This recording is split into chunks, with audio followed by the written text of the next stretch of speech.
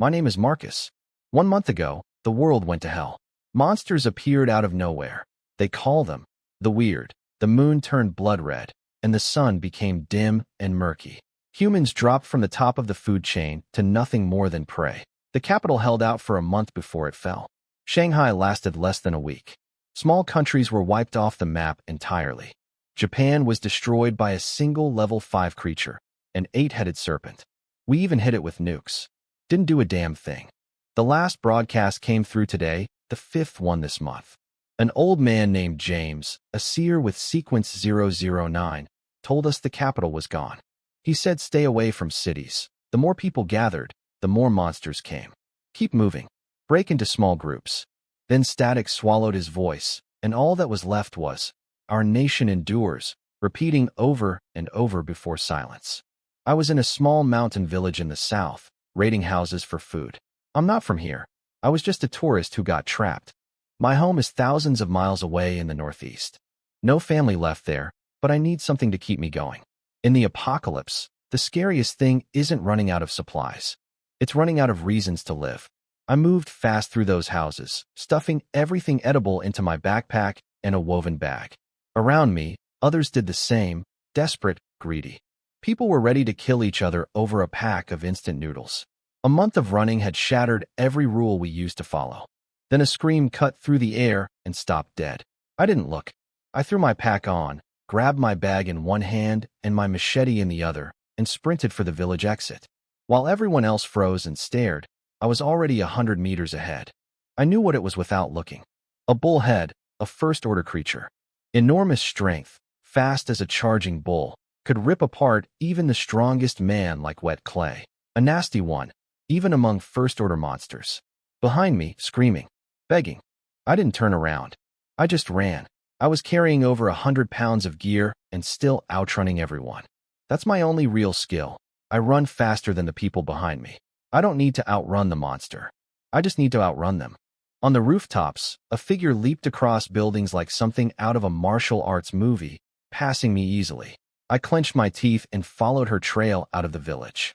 At the village entrance, people were panicking around a row of parked vehicles.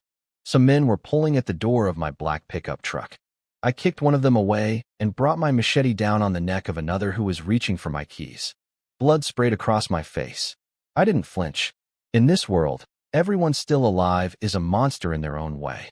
The others scattered. They knew better than to mess with someone who'd kill without hesitation. As I climbed into my truck, I saw those same men drag a mother and her daughter out of another car and steal their keys. I couldn't help them. I didn't dare. The bullhead was coming. Engines roared. A modified Land Rover took the lead, then an SUV carrying the rooftop woman, then my pickup in third place. Rule number 1 of convoy survival: don't fall behind. Falling behind means death. We drove until we were far enough away, then the convoy slowed. Out of 300 people, only 170 made it. A few more trickled in on bicycles and scooters. I parked, leaned my seat back, and collapsed. My lungs burned. My throat was sandpaper. Above me, the ceiling of my truck cab was covered in writing. The same 2 words over and over. Go home. That's what keeps me alive. Even if I die, I want to die on the soil that raised me. I pulled a crumpled cigarette box from my pocket, held one under my nose, and breathed in. The tobacco smell was faint, mostly sweat and something sour. I put it back. I don't smoke them. Smoking slows you down, wastes the energy you need to scavenge. But keeping them reminds me I'm still alive. I took one careful sip of water, stashed my supplies in the back seat, a pile of everything I'd fought, looted, and stripped from corpses to survive, and grabbed my machete.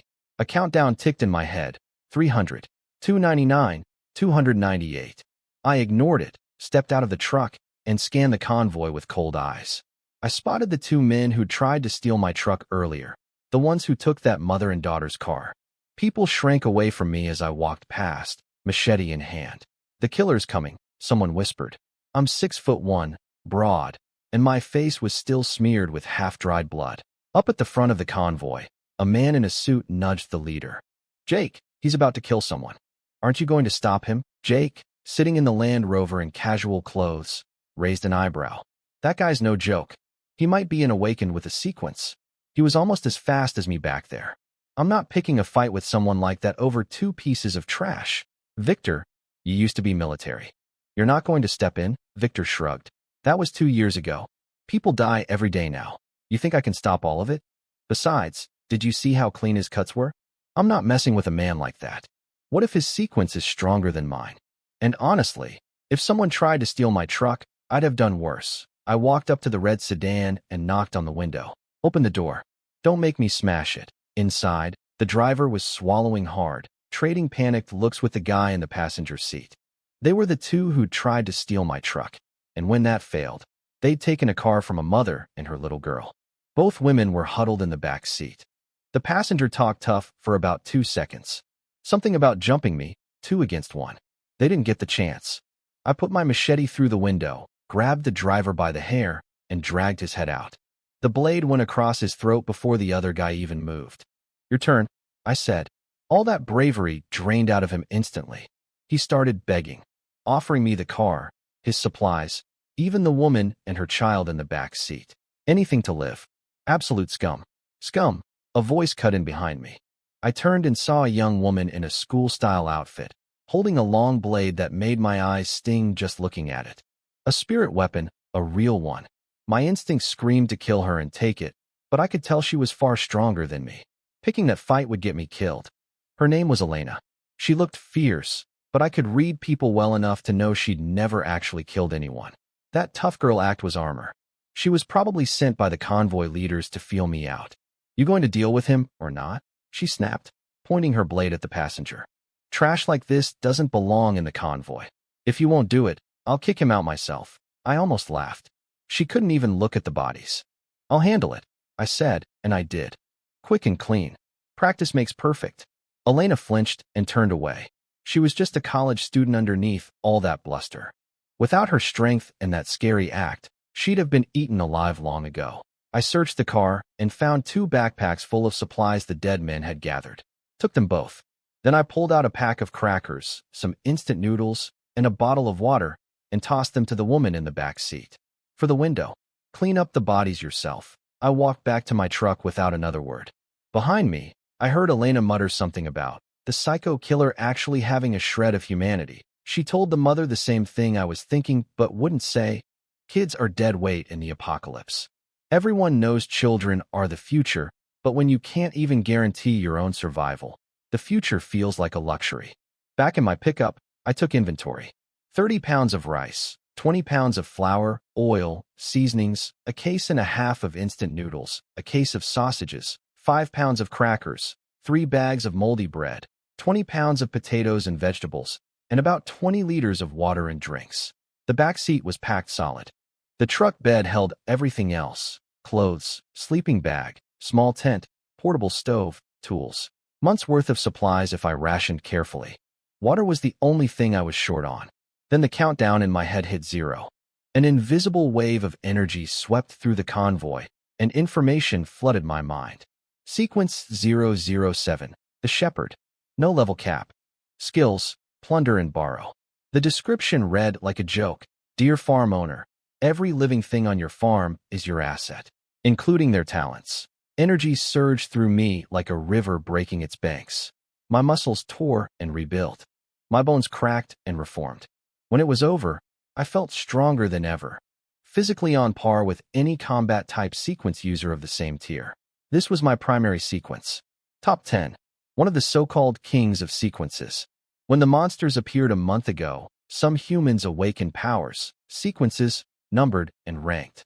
The odds were 1 in 10,000, but it gave humanity a sliver of hope. A man named James, sequence 009, the seer, had broadcast what he knew, giving us all a basic understanding of sequences and spirit creatures. Top 10 sequences are unique. Only one person in the world holds each one, and the shepherd doesn't level up normally. It grows stronger by meeting specific conditions. The first condition sounded simple. Gather 100 people around you and keep them alive for 1 day. Simple, but it took me an entire month. Every time I got close, the numbers fell short or monsters wiped the group out. I once joined a convoy of over 1,000 people. A level 2 creature scattered us. Less than 1 in 10 survived. I fled with a dozen stragglers, and by the time I reached this convoy, every last one of them was gone. The only reason I survived that long was my second sequence. Sequence 91, Ghost Eye. Level, First Order. Skills, Illusion and Penetration. It lets me detect everything within 3 kilometers. People, monsters, creatures, all of it. It also gave me a basic physical enhancement, which is why I can outrun almost anyone even loaded down with gear. I'd met convoys led by people with the Pathfinder sequence before. Pathfinders can scan 5 kilometers for monsters and chart safe routes. They're natural convoy leaders, the eyes and navigation of any group. My Ghost Eye covers less range, but is more versatile. I can sense everything, not just threats. And I have a low-level illusion ability. I can pull people into a mental trap. On normal humans, it lasts about a minute. On sequence holders, 10 seconds. On monsters, barely 3 seconds for even a first-order creature. Not as specialized as a Pathfinder, but I'll take versatility over range any day. A knock on my window. Elena, the girl with the spirit blade, was standing outside. The leader wants to see you. Meeting. She dropped that one line and walked off. So the convoy had noticed me. Good. I needed that. See, my shepherd sequence had given me 2 new skills, plunder and borrow. I could permanently steal someone's sequence ability or temporarily borrow it for 1 hour without them losing it. But there was a catch. I could only hold 1 stolen sequence at a time, and both skills only worked if I was the convoy leader and the target was a member under my authority. I needed to become the boss. I grabbed my machete and headed to the front of the convoy, where 3 people sat around a small fire. Jake, Victor, and Elena, the only 3 awakened in the group. Jake handed me a cigarette. Now that the shepherd had rebuilt my body, I didn't have to worry about smoking slowing me down anymore. I lit it off the fire and took a deep drag. That nicotine rush reminded me I was still alive. "What's your name, brother?" Jake asked. "Marcus." Jake grinned. "I'm Jake, convoy leader. Sequence 375, Hunter. I can sense extremely dangerous targets within a kilometer, and I'm decent in close combat." Victor went next. Victor. Sequence 278, Constable. Cold weapon mastery and physical enhancement. Elena spoke last, still polishing that eerie black blade of hers. The patterns on it seemed to move and swim across the metal like living things. Elena. Sequence 175, Wandering Swordsman. Jake leaned forward. "We're all combat types. My sensing range is only a kilometer. We desperately need a scout, a Pathfinder type. Without one, we're blind." The land expanded tenfold when the monsters came. "Old maps are useless. We don't even know where we are half the time." Sequence 91, I said. Ghost Eye, dead silence. Then Jake shot to his feet. 91, a scouting sequence. He grabbed my hand like I'd just proposed to him. "Brother, please, join my team." I pulled my hand back calmly and tossed my cigarette, but into the fire. My ability gives me a god's eye view of everything within 3 kilometers. Monsters, people, all of it. I paused. You know what kind of treatment a Pathfinder-type sequence deserves in a convoy. The meaning was clear. I wanted the leader's seat. Victor and Elena looked at Jake. 1 month of running had taught everyone the same lesson. Scout-type sequences were natural-born leaders. Without eyes, a convoy was just a group of people stumbling toward death. Jake laughed and waved his hand. "Why are you all looking at me? Marcus is obviously the right person for the job. The seat's his. No hesitation. No wounded pride." Jake was smart. The leader position didn't come with real power anyway. Everyone ate their own supplies. Nobody truly followed orders. It was just a title that meant you drove the lead car. Better to hand it to someone who could actually keep them alive and let himself be muscle. "Captain," Victor said immediately.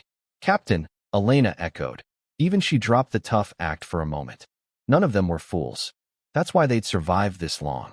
I smiled, a rare thing for me these days. "Then I'll take it." But I wasn't naive. They followed me because of my ghost eye, not loyalty. If I ever tried to give real orders, they'd nod to my face and ignore me behind my back. "So what's the plan, Captain?" Jake asked. "We move," I said. "We keep moving. You heard the Seer's broadcast. Stay in one place, and the monsters find you eventually. Mountains won't save us either." I looked at the endless green peaks stretching into the distance. If hiding in mountains worked, this whole province would be monster-free by now. Nobody argued. They knew the truth as well as I did. Survival meant migration. I didn't tell them I was heading north. I wasn't even sure I could make it. In a full month of running, I'd covered less than 300 kilometers. Most of my time was spent going in circles, dodging monsters, wasting days on detours just to stay alive. What's the convoy's name? I asked. Jake coughed awkwardly. Why don't you pick one? So there was no name. This wasn't even a real convoy, just a bunch of people thrown together by panic. No wonder Jake gave up the leader spot so easily.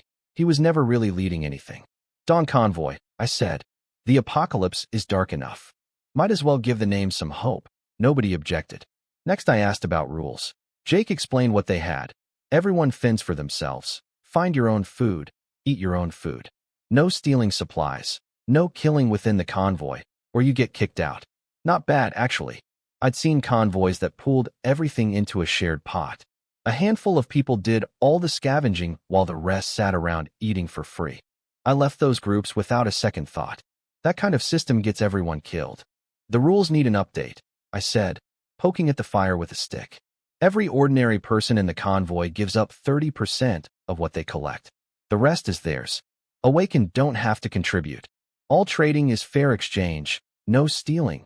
No robbing. I looked at the three of them. From now on, whatever the four of us collect gets split equally. I'm the scout. I think getting a share is fair. They all nodded. My ghost eye was worth more than any fighter. Nobody was going to argue about feeding me. Will the others agree? Jake asked, glancing toward the crowd of ordinary survivors. If they don't, they can leave, I said.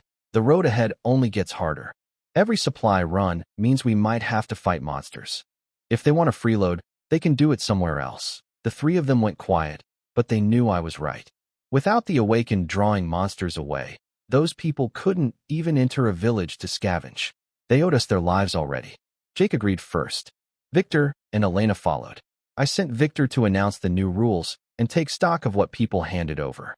He looked like he'd swallowed something sour, but he went. Back at my truck, I checked my watch, a Rolex I'd taken off a corpse. 1 o'clock. The dim, sickly sun was already sinking. 3 hours until the blood moon rose. Since the monsters appeared, daylight had been shrinking. Sunset used to come at 7. Now it was dark by 4. I glanced at the sun for half a second and looked away. You can't stare at the sun or the blood moon. People who do go insane. That lesson was paid for in lives. I pulled out an old enamel mug I'd grabbed from a general store, white with red flowers and a big, happiness character on it. Sturdy, practical. Works on a campfire, works on a gas stove, works as a noodle bowl. I set up my portable stove, shook the gas canister. Half full. Only 3.5 cans left. Poured in some water, dropped in instant noodles, a sausage, and a braised egg. I wasn't going to starve myself. The next rest stop could be 30 minutes away or 3 hours. No way to know. Then the shouting started. Why should we? 30%. That's robbery. There was never a rule like this before. I looked over. A dozen survivors had surrounded Victor, yelling in his face. More people hung back, watching, using those 12 as their shield. If Victor backed down, they'd all pile on. I didn't get up. I wanted to see how Victor handled it. He wasn't handling it well. His face was dark, his fists clenched, but he kept his composure. These are Captain Marcus's orders. If you don't agree, you're free to leave the convoy. That shut a few of them up. A month into the apocalypse, everyone knew that leaving the awakened meant death. But giving up supplies felt like cutting off a piece of their own flesh. Then a pot-bellied man in glasses stepped forward, wearing a righteous expression like a community leader. Young man, we're all countrymen trying to survive. You can't squeeze us dry like this. You awakened collect supplies far more easily than we do. Instead of sharing your surplus, you're taxing us? That's not right. We should help each other. Work together. People murmured in agreement. The situation was getting messy. Then a woman pushed through, dirty clothes, but you could tell she used to be wealthy. She jabbed her finger at Victor. You people are no different from bandits. People died in that village today. Where were you awakened when the monsters attacked? You're only good at bullying your own kind, Victor glared at her. She didn't flinch. You're going to hit me? I'm a woman. A big man like you hitting a woman? Victor said nothing. The woman took his silence as victory and turned to the women behind her. See? They only pick on the weak. They collected plenty of supplies today. As awakened, they should share with us. We're women. Asking for 2/3 of their supplies isn't unreasonable, is it? Victor actually laughed at that. Are you insane? Why would we give you anything we collected? The pot-bellied man jumped back in. Then why should we give you 30% of what we collected? It's the same logic. Victor stumbled over his words, caught in the contradiction. The man pushed his glasses up, eyes calculating. I could see exactly what he was, a smooth talker who'd survived this long by conning honest people into carrying him.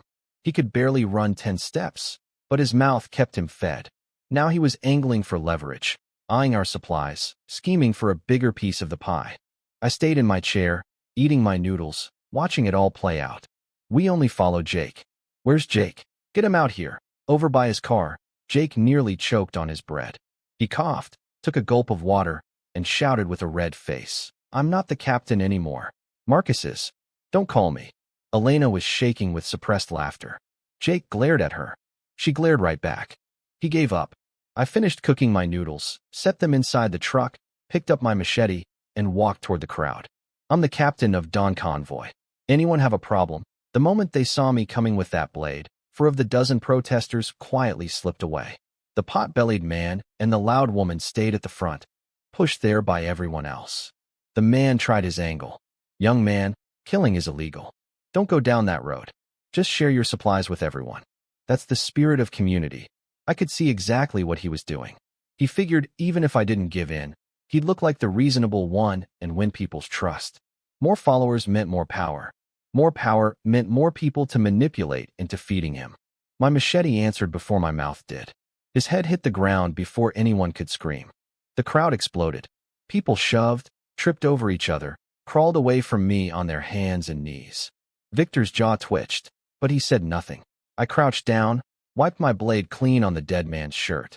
The apocalypse is here, and you're lecturing me about the law? You want me in prison? Honestly, a few days behind bars sounds better than this. At least I'd sleep well. I looked up. Everyone had scattered, except the woman. She was still standing there.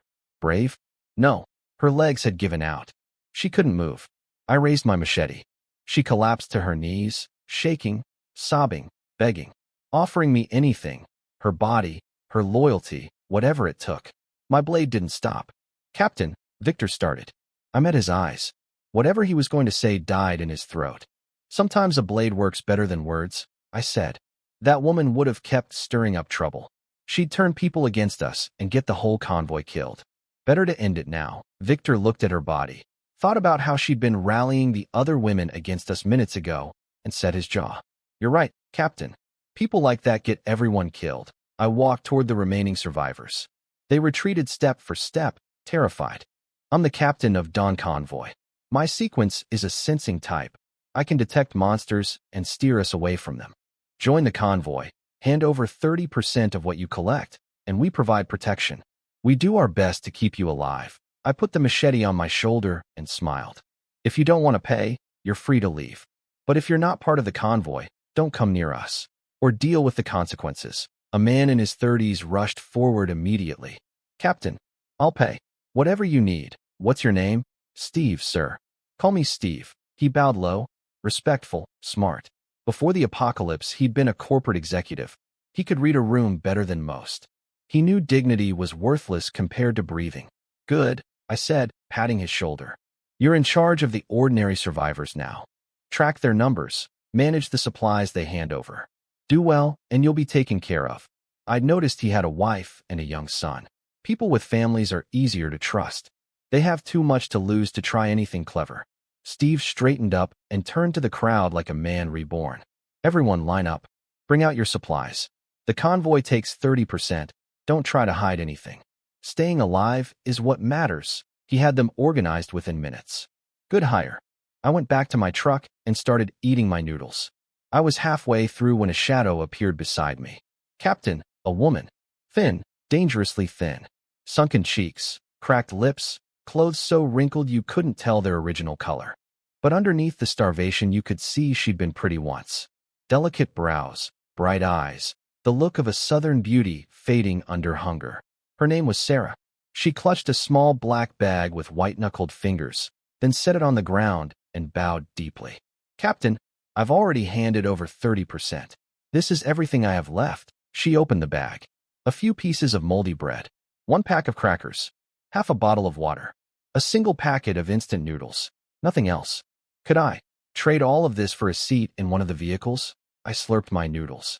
Get lost. Sarah's eyes went misty when I turned her down, but she didn't leave. She bit her lip and lowered her voice.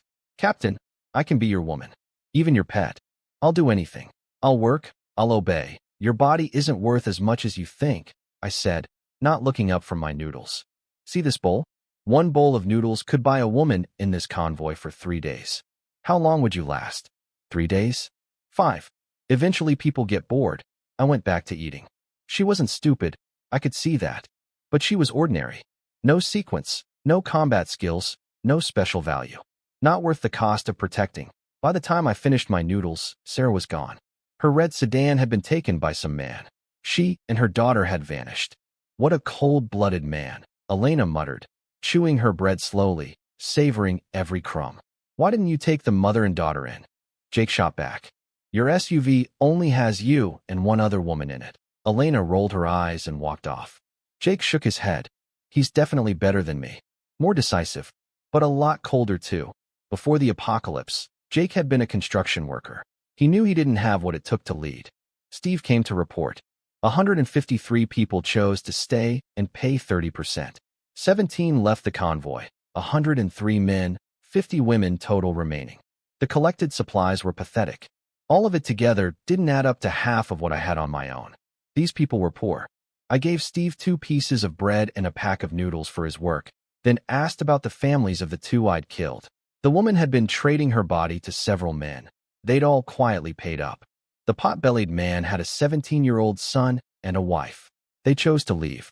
I told Steve to split the supplies 4 ways and deliver shares to Jake, Victor, and Elena. Then I picked up my machete and walked out of camp. Steve watched me go and didn't dare look back. He'd figured out what I was doing, tying up loose ends. The pot-bellied man's son and wife hadn't left quietly enough. When I came back, blood dripping from my blade, nobody said a word. Move out, I ordered. This time my black pickup led the convoy. Victor and Jake followed in the modified Land Rover, then Elena's SUV, then Steve's sedan. 20 cars total carrying over 100 people, trailed by a swarm of bicycles and electric scooters. The walkie-talkie crackled. Captain, are there monsters nearby? 3 kilometers out. 1 creature. We're moving.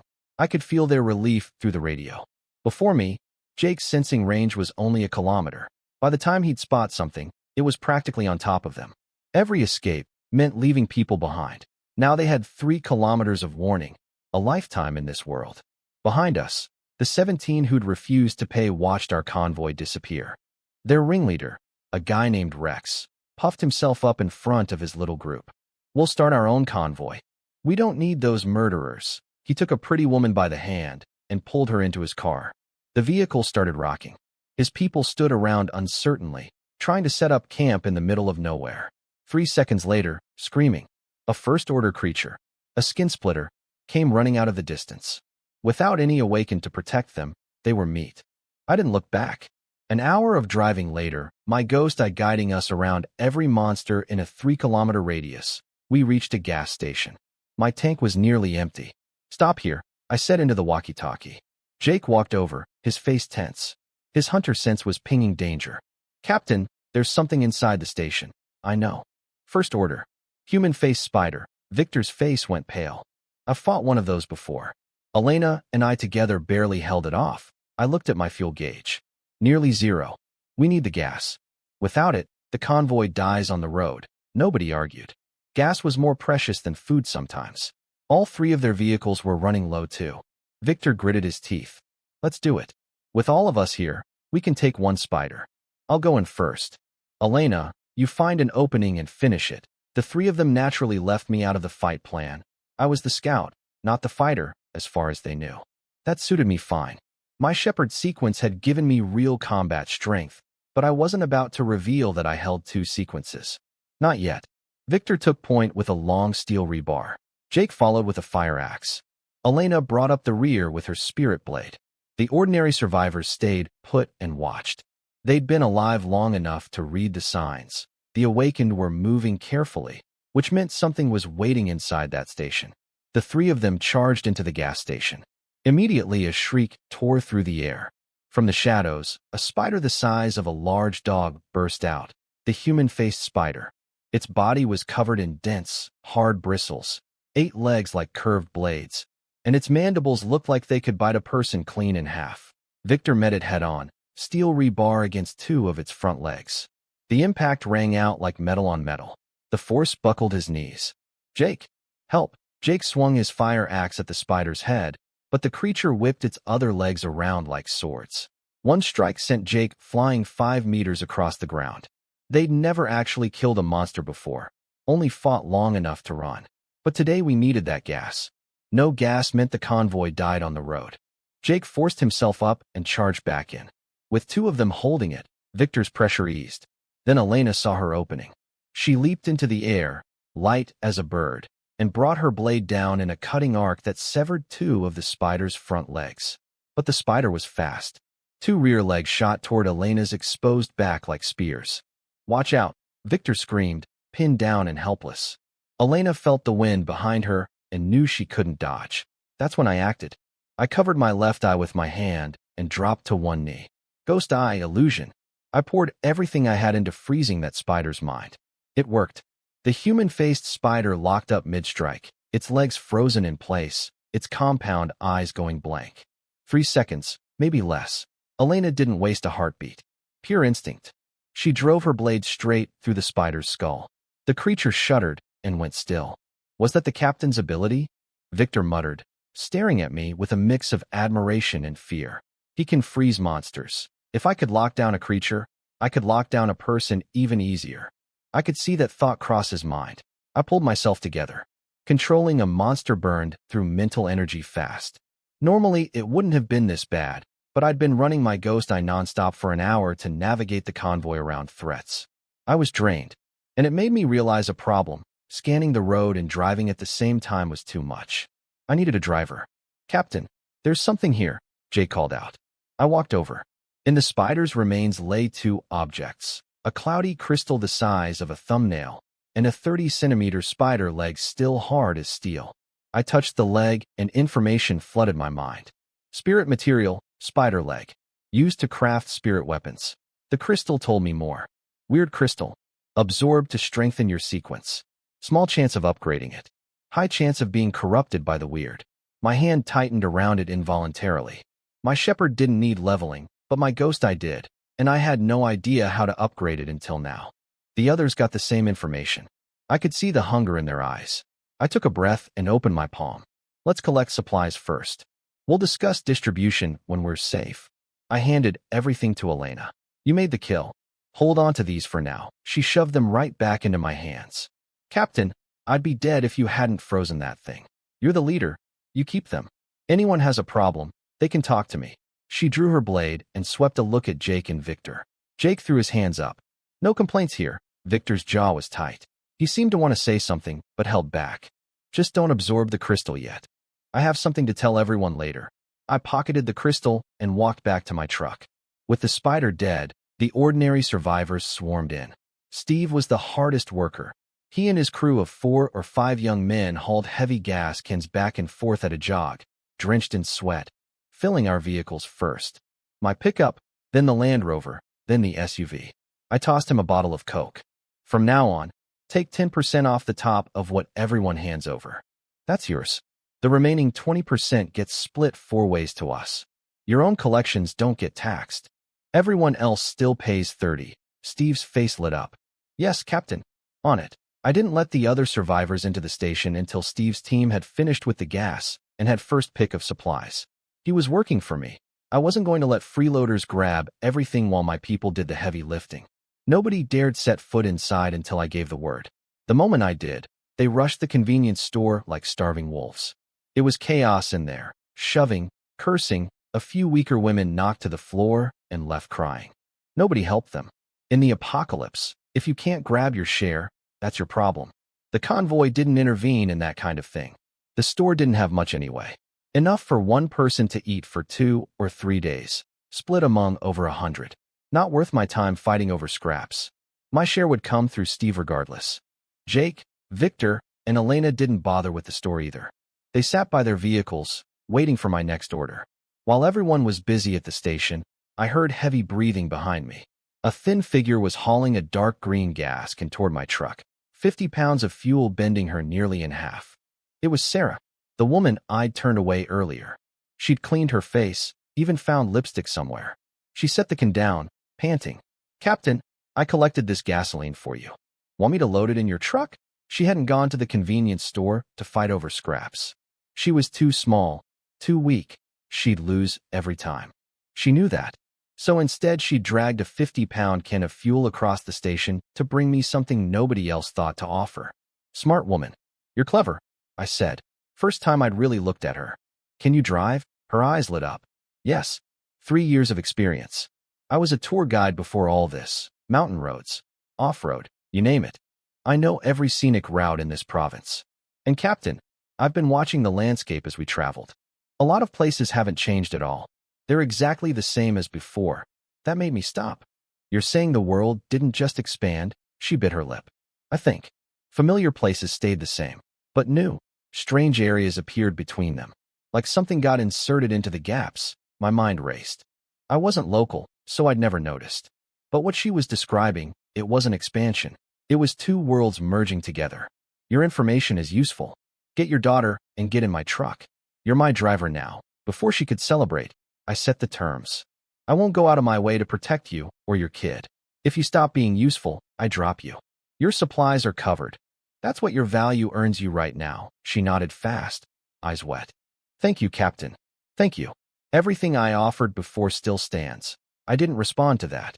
Later, after supplies and gas were collected, the four of us sat together around the two objects from the spider, a cloudy crystal and the steel-hard spider leg. Victor cleared his throat. "I know some things I haven't shared." Jake nearly exploded. "Are you serious? We've been together a week and you never said anything. Marcus shows up and suddenly you're talking. It wouldn't have helped before.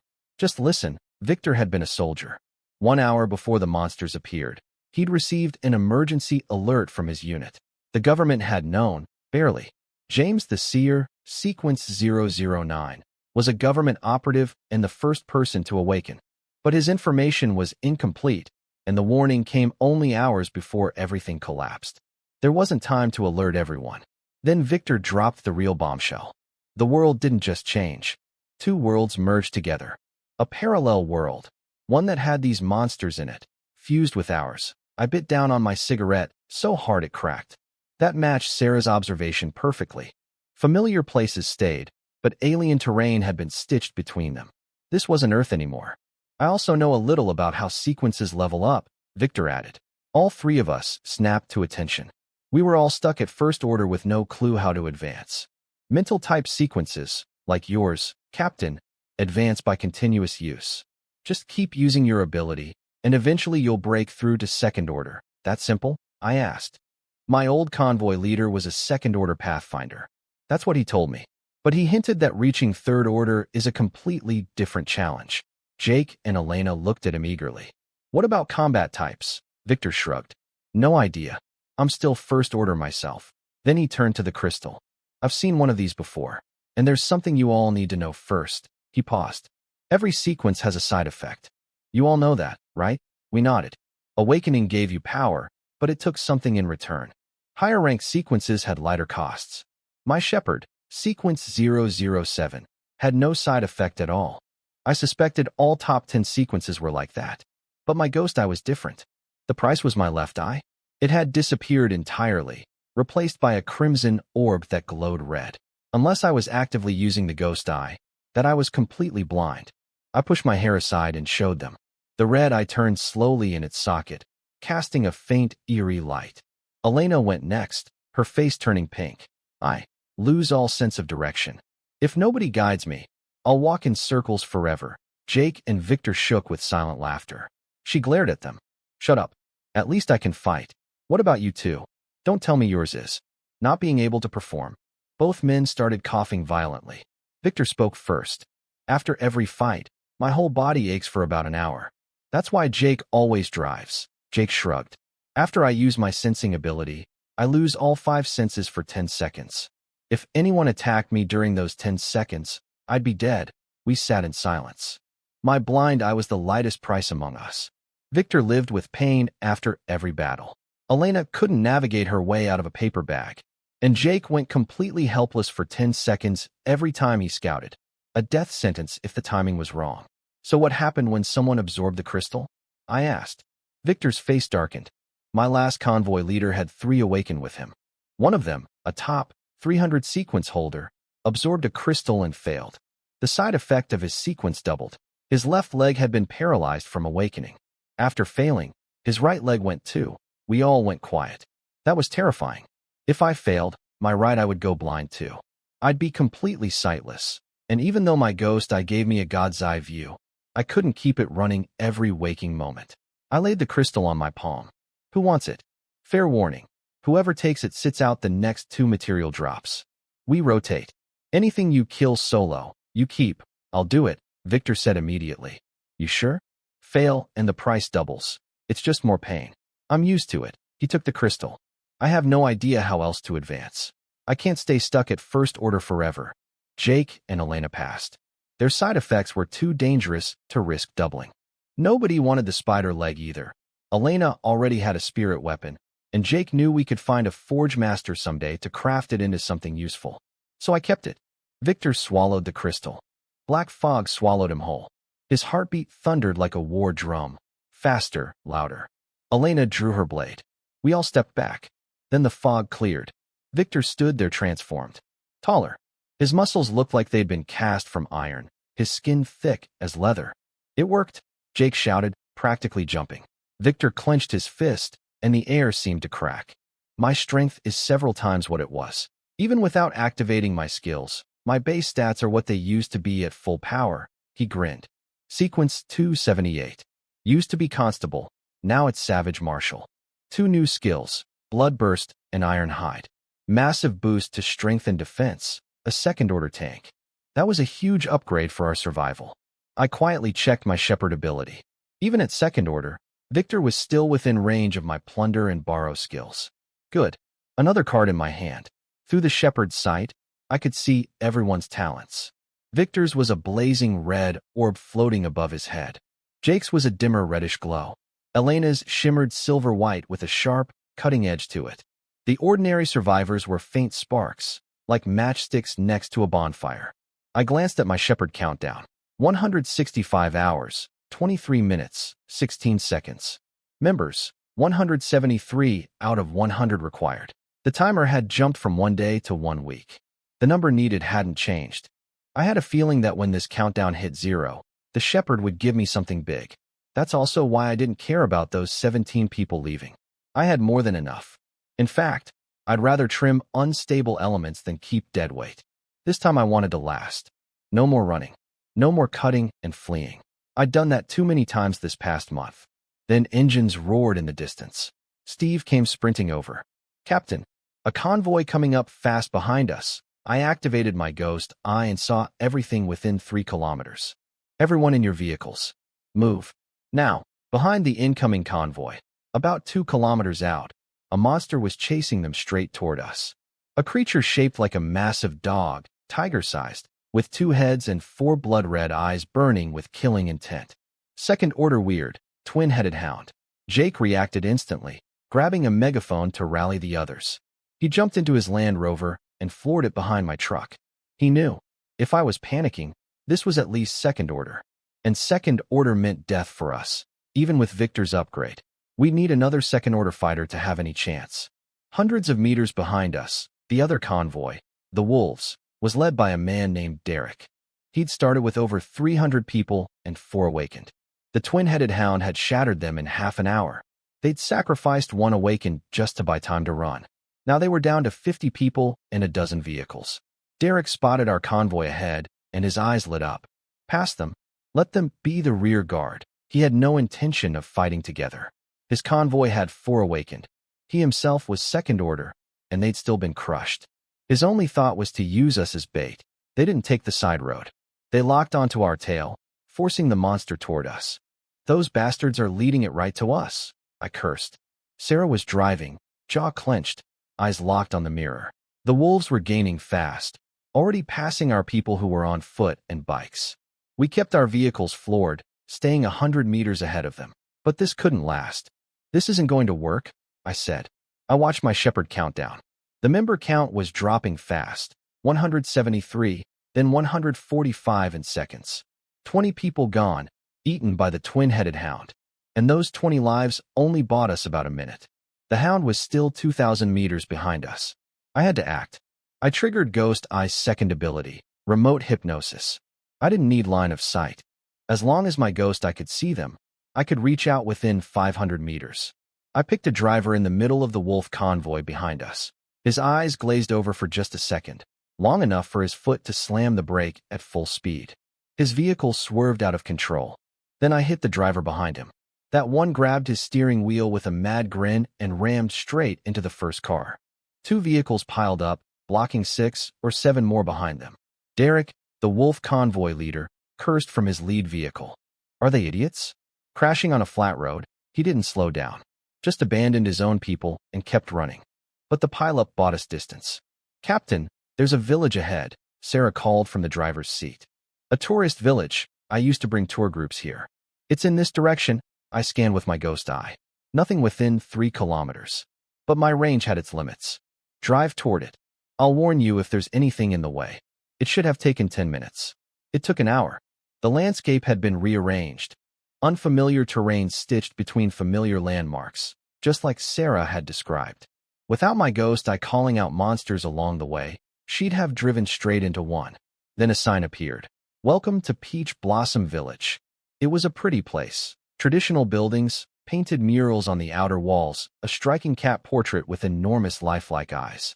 A tourist destination, now eerily quiet. Too quiet. No blood. No bodies. No smell of rot. Nothing. Jake's voice crackled over the radio. Captain, I'm not sensing any danger. That's exactly what worried me. If there'd been a monster, I'd feel better. This was something else. My ghost eye covered nearly the entire village and found nothing. No creatures. No people. No animals. Every living thing had been erased. Then, as I approached the village boundary, information flooded my mind. Spirit Object 009, Psychic Totem, Fragment. Countdown, 23 hours, 55 minutes, and 12 seconds. My grip tightened on the machete. Spirit Object 009, a top 10 ranked artifact. Elena's precious blade was ranked somewhere past 900. A 9th ranked object would be incomparably more powerful. But it was only a fragment, not the original. As I got closer, I understood what it was. The psychic totem created a safe zone through sacrifice. Everyone who entered had to pay a price, and the price scaled with how long you stayed. It wasn't a benevolent guardian. It was a greedy merchant offering equal exchange. But in this hellscape, even a greedy merchant's shelter was the only harbor humans had. Inside the zone, all monsters were suppressed. People could rest. Equal exchange. No exceptions. Stop the car. Sarah slammed the brakes. She looked at me, confused but obedient. Captain, aren't we going in? Victor asked over the radio. I turned to Sarah. Did you hear a voice in your head just now? What voice? She looked bewildered, then frightened. Is something wrong with the village? I got out without answering. The moment I stopped, everyone in the convoy stopped too. That was the authority I'd built. Nobody moved until I said so. Jake, Victor, and Elena jogged over. I told them everything. The totem, the sacrifice, the safe zone. Their faces went white. Sacrifice for safety, Victor swallowed hard. What kind of price? A leg? A kidney? An eye? We send someone in first, Jake said through clenched teeth. We can't risk ourselves. It was cruel. Nobody pretended otherwise. But Elena and Victor didn't object. Testing the price on ordinary survivors served all 4 of us, and none of us could afford to be the guinea pig. Before we could decide, Steve ran up. Captain, people from the other convoy are coming over. The wolves had caught up. 4 of them walked toward us, 3 men, 1 woman. The leader was Derek, a man in casual clothes with a flashy, well-fed woman draped on his arm. She wore heavy makeup and revealing clothes. In the apocalypse, you could judge someone's strength by how well they looked. Anyone keeping a woman in that condition wasn't short on food or power. Derek looked us over with a casual smirk. Hey friends, how about a chat? Derek looked us over with a practiced eye. I could tell he was sizing us up. Victor's massive frame, Elena's spirit blade, me at the front. He was calculating whether he could take us. He decided against it. Smart. But I could see his hand never left his pocket. He had something in there. A spirit object, his trump card. He offered compensation for leading the hound to us. A case of noodles and a case of water. 20 lives, and that's what he thought they were worth. I said nothing. He sweetened the deal. More noodles, more water. Then he shoved the woman on his arm forward. A former live streamer, he said, offering her up like a piece of furniture. She stumbled, looked back at him for help, got nothing. Her eyes went dull. She pulled her collar lower and started selling herself to us. Elena spat quietly, but didn't say anything out loud. Even she understood. For ordinary women, their body was sometimes the only currency they had. I ignored the woman entirely and stared at Derek. His smile got tight. Deal, I said suddenly, breaking into a grin. The tension cracked. Derek relaxed, but his hand stayed in that pocket. He glanced at Peach Blossom Village. Why aren't you going in? Waiting for you. Want to go first? He flinched. No thanks. After you. I needed his people. My member count had dropped to 140 during the chase. If it fell below 100, my shepherd countdown would reset, and all the accumulated time would be wasted. Plus, I wasn't about to let this man walk away free. Your convoy's pretty thin now, I said casually. Why don't we merge? You're awake and join us. No tribute required. We share supplies equally. I'm sequence 91, Ghost Eye. 3-kilometer detection range, similar to a Pathfinder. We'd all survive longer together. Derek's eyes narrowed. He looked at his two awakened and saw interest on their faces. That's when I saw real killing intent flash behind his smile. I wasn't just asking for supplies. I was pulling his people away from him. In his convoy, he was king. First pick of women, first pick of food. Under me, he'd lose everything. And he knew I was the type who'd eventually dig out every secret he had. I'd pushed him exactly where I wanted him. He started to refuse. I don't think. I activated the shepherd. Borrow. Sequence 175. Wandering Swordsman. Duration, 59 minutes, 59 seconds. Warmth flooded my body. My machete became an extension of my arm. Cut, thrust, parry, deflect. Every blade technique Elena knew was suddenly mine. My speed surged. Simultaneously, I hit Derek with Ghost Eye hypnosis. Even as a second order awakened, he froze for several seconds. I lunged and fell flat on my face. My left leg tried to move, but my right hand jerked instead. My right foot kicked when I wanted my left arm. My limbs were scrambled, completely reversed, like a puppet with its strings crossed. Derek's spirit object. He'd triggered at the same instant I'd triggered my hypnosis. His weapon swapped my body's controls. We'd hit each other simultaneously. He stood frozen, eyes glazed from my hypnosis. I lay on the ground, limbs flailing uselessly. One mind locked, one body scrambled. For one absurd second, everyone on both sides just stared. Victor broke the silence. Move. Protect Marcus. Elena was already a blur. She reached Derek before anyone could blink, and her blade sang through the air. Leave him alive, I shouted from the ground. She didn't answer. Steel flashed. Blood sprayed from all 4 of Derek's limbs. Victor activated Blood Burst and Iron Hide, planting himself like a wall between us and Derek's 2 awakened. Jake stood over me with his fire axe raised. Even Steve rushed in with 4 men and formed a ring around me. Derek's awakened screamed. What are you doing? They wanted to save their leader, but Victor's raw pressure pushed them back. 1 second of frozen silence. Then Derek's hypnosis broke, shattered by the agony. He screamed, eyes bulging, veins popping across his forehead. He tried to move, but couldn't. Elena had severed all 4 limbs at the joints. He writhed on the ground like a worm, howling, his fake smile still half frozen on his face. Elena stood over Derek with his spirit object in her hand, a metal cube shaped like a puzzle box, with 4 faces pointing in 4 compass directions. A crimson eyeball was embedded in each face, still rolling and twitching. Spirit object 303, direction cube. It could mark a target within 50 meters and completely scramble their sense of direction for 1 minute. That's what had dropped me. My brain told my left leg to move, and my right hand jerked instead. I saw Elena stare at it. Greed flickered in her eyes. I didn't blame her. In the apocalypse, nobody's selfless. A defensive artifact like that could save your life a dozen times over. But through the earpiece hidden under her hair, a calm woman's voice spoke. I didn't hear the words, but whatever was said snapped Elena out of it. She brought the cube straight to me and set it by my hand. Here, Captain. This is what he used on you. The effect only lasts a minute. Smart girl. That voice in her earpiece belonged to someone, a woman named Vivian, riding in Elena's SUV. I'd been aware of her, but hadn't pushed it. Now I filed it away. She wasn't an awakened, but she was sharp enough to keep Elena alive and thinking clearly. The minute ended. I stood up, picked up my machete, and walked to Derek. He was a mess. Elena had severed all 4 limbs. He lay on the ground, writhing, barely conscious. I pressed the blade tip into his stomach. Just enough to draw blood. His eyes snapped open. Captain, spare me, he screamed. I'm second order. Sequence 112, magician. I'll be your dog. I'll do anything. Just don't kill me. Sequence 112. That was the highest-ranked combat sequence I'd encountered besides my own. Higher than Elena's 175. My interest sharpened. I could see the information floating above his head through the shepherd's sight. Sequence 112, magician. Second order. Skills. Dove control. Hat trick. Grand illusion. Sleight of hand.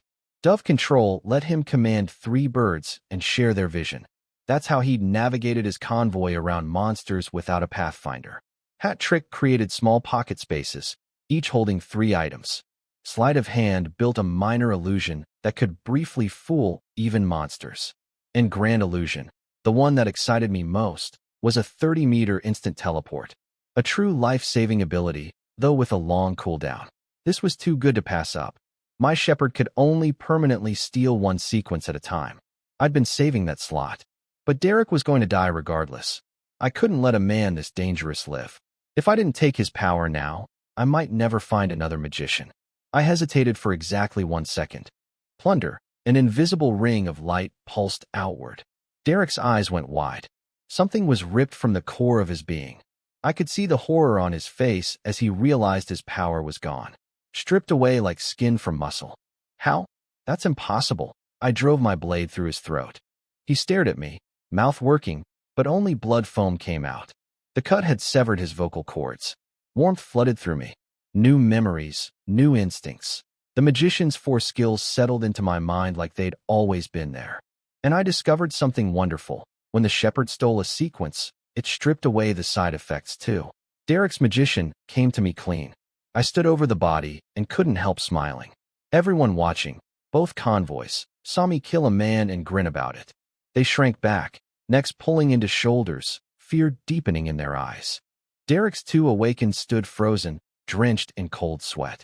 They looked at their leader's corpse, then at Victor looming behind me, then at Elena with her bloody blade.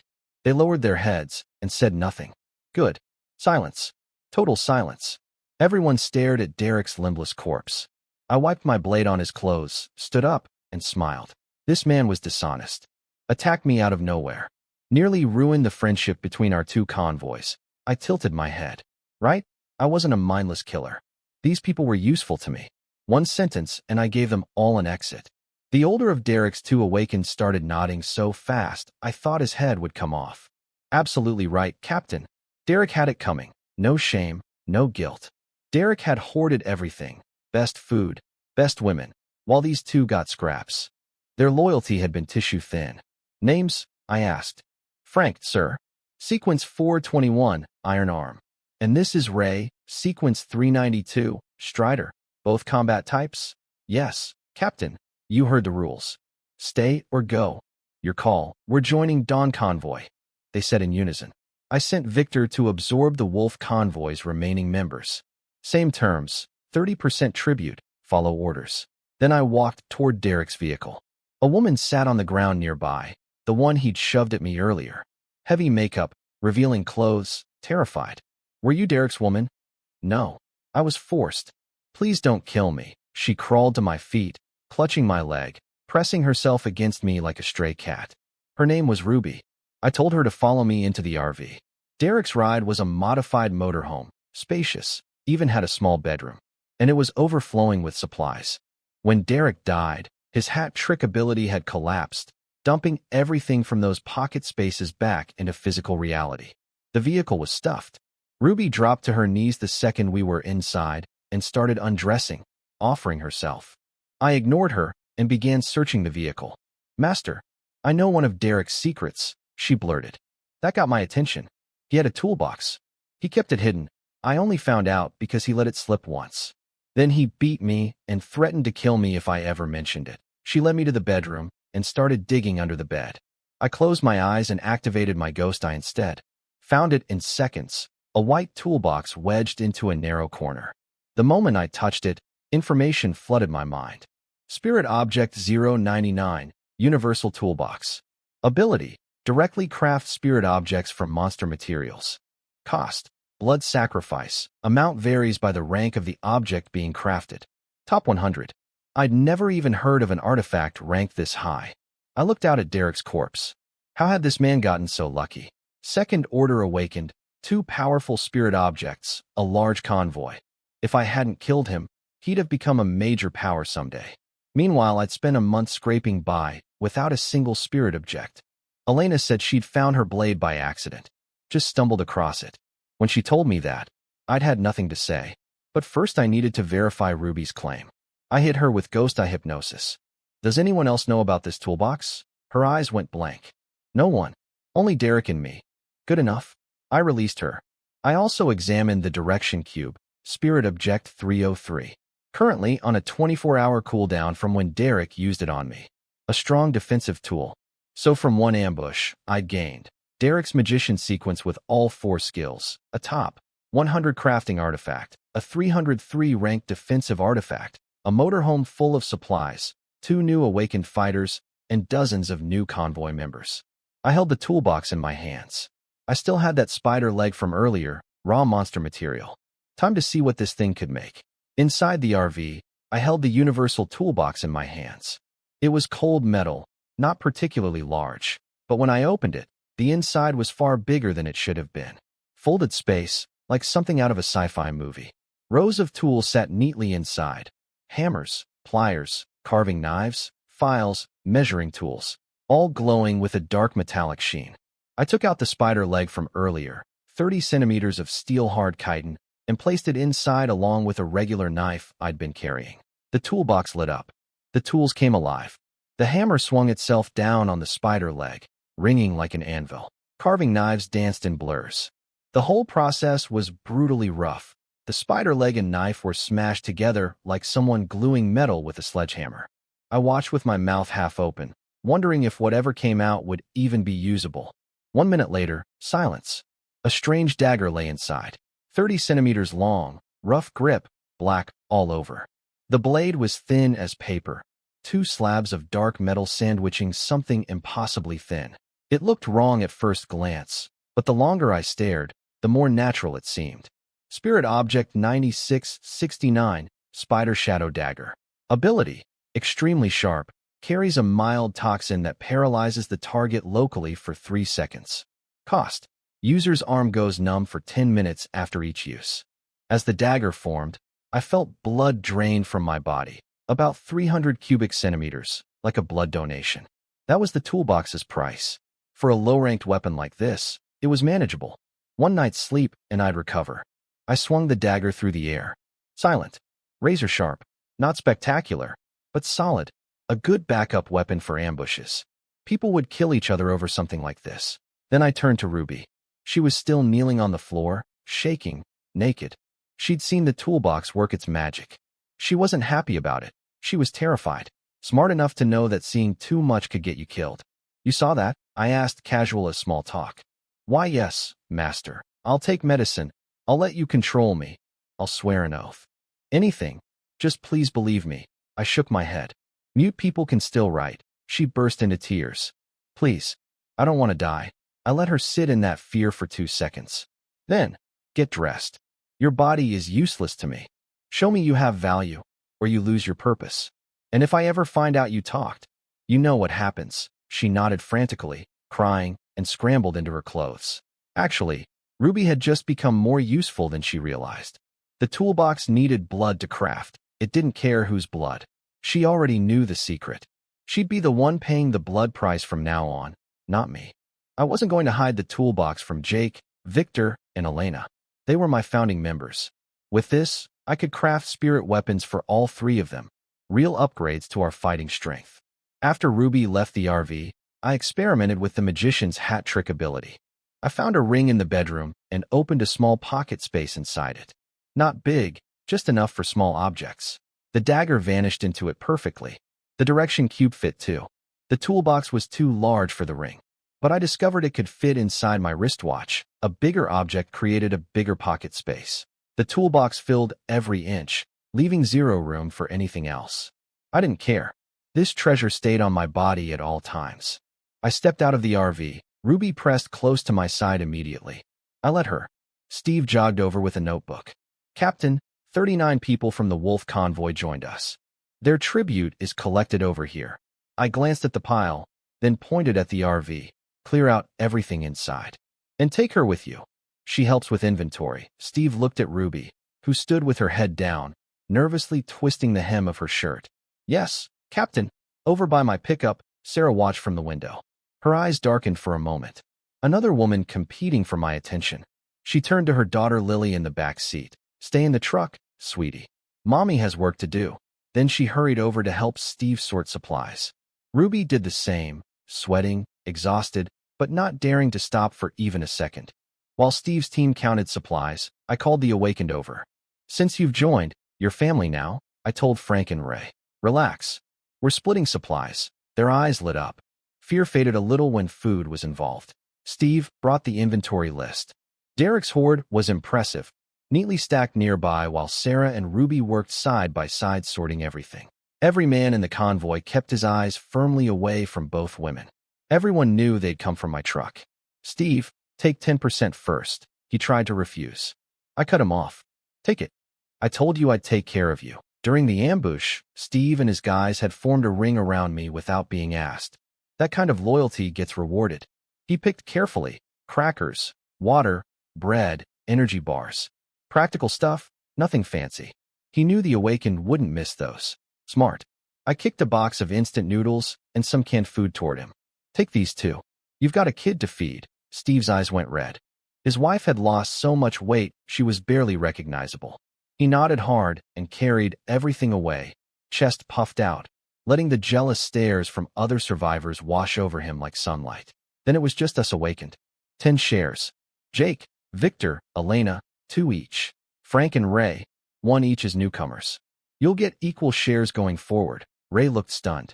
We get a share too, your Dawn convoy. Follow the rules, and we don't abandon our own. They thanked me over and over. When they saw Jake, Victor, and Elena didn't even glance at the supplies. Total trust. They knew they'd landed in the right place. Frank had the sense to pull Ray away once they'd taken their portions. He knew the real business was about to start.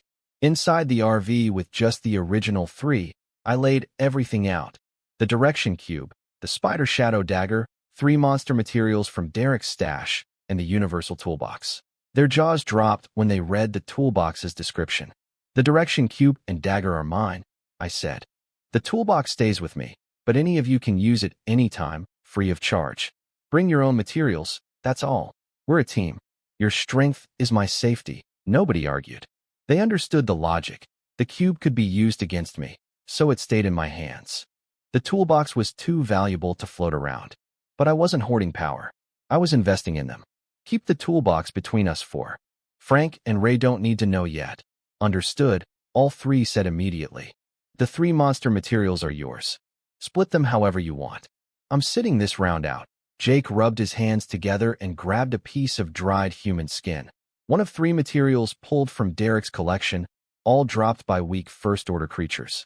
The other 2 were a white finger bone and some unidentifiable organ. Not great quality, but better than nothing. I reminded them, whatever object you put in with the material determines the shape. I used a knife, got a dagger. While they debated and experimented, I sat back and closed my eyes to test my new magician ability, dove control. Through ghost eyes overhead view, I scanned 3 kilometers. No monsters. Then I searched for birds. Since the apocalypse, most animals had died, especially in cities. Only in quiet wilderness areas could you still find some. The surviving creatures had mutated, larger, tougher. I found 2 sparrows about 2 kilometers out, eating a worm 3 times its normal size. The sparrows themselves had grown. Their beaks looked like iron. I activated dove control. Both birds froze mid-meal. then launched into the sky. Two new viewpoints appeared in my mind. Their eyes became my eyes. The mutated sparrows were fast. Within a minute, they'd flown beyond my 3-kilometer ghost eye range, but the shared vision kept streaming. Second-order dove control reached up to 20 kilometers. 3 birds, 3 directions, vastly extending my scouting range beyond what ghost eye alone could cover. Less detailed than the ghost eye, but the distance was enormous. I sent 1 sparrow toward Peach Blossom Village. The place was dead, completely silent, not a single living thing. Beyond the village rose a winding mountain range. Faint roaring echoed from somewhere in those peaks. The sparrow's flight stuttered. I could feel its terror through the link. Then a black shadow streaked across the sky. One of my viewpoints went dark. The sparrow was dead. My sparrow died. Whatever killed it was so fast I didn't even see it. Just a black blur. Then my viewpoint went dark. I shifted focus to the second sparrow, sending it in another direction. 2 kilometers out, it found a ruined town. Empty streets, blood everywhere, rotting corpses picked down to bone. In the center of town, coiled around a building, was a snake 100 meters long, black scales gleaming like metal. Hundreds of human arms sprouted from between the scales on its belly. Its lamp-sized eyes had a human face imprinted on them, and that face had its own set of hollow black eyes.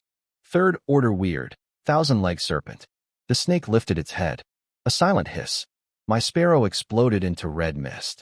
In the last instant before the viewpoint died, those hollow eyes on the snake's face had opened, and they were looking directly at me. I snapped awake, drenched in sweat. We're going nowhere near that town. Detour. Absolutely. Jake noticed my state. Captain, you okay? Fine. I lit a cigarette and dragged hard. You 3 finish your crafting? They held up their new spirit weapons. Jake had used the human skin with his fire axe. Now it was blood red and wrapped in something that looked disturbingly like living skin. Spirit Object 10086. Skinned Axe. Ability. Charge Strike. Cost. Takes heavy damage and the skin peels off, hurting the user. Victor had combined the finger bone with his steel rebar. Now it was a white bone club shaped like a human spine. Solid upgrade. Elena got the luckiest. She'd used the unidentifiable organ and crafted a dark red pouch. Spirit Object 9783. Dimensional Stomach. Storage capacity, 3 cubic meters. Cost. Must feed it blood and meat regularly, or it digests whatever's stored inside. Your luck is ridiculous, I told her. She beamed. You can borrow it anytime, Captain. Just pay me in snacks. 3 cubic meters of storage was incredibly valuable. I was already considering having her help with my next crafting session. Maybe her luck would rub off. Let's go.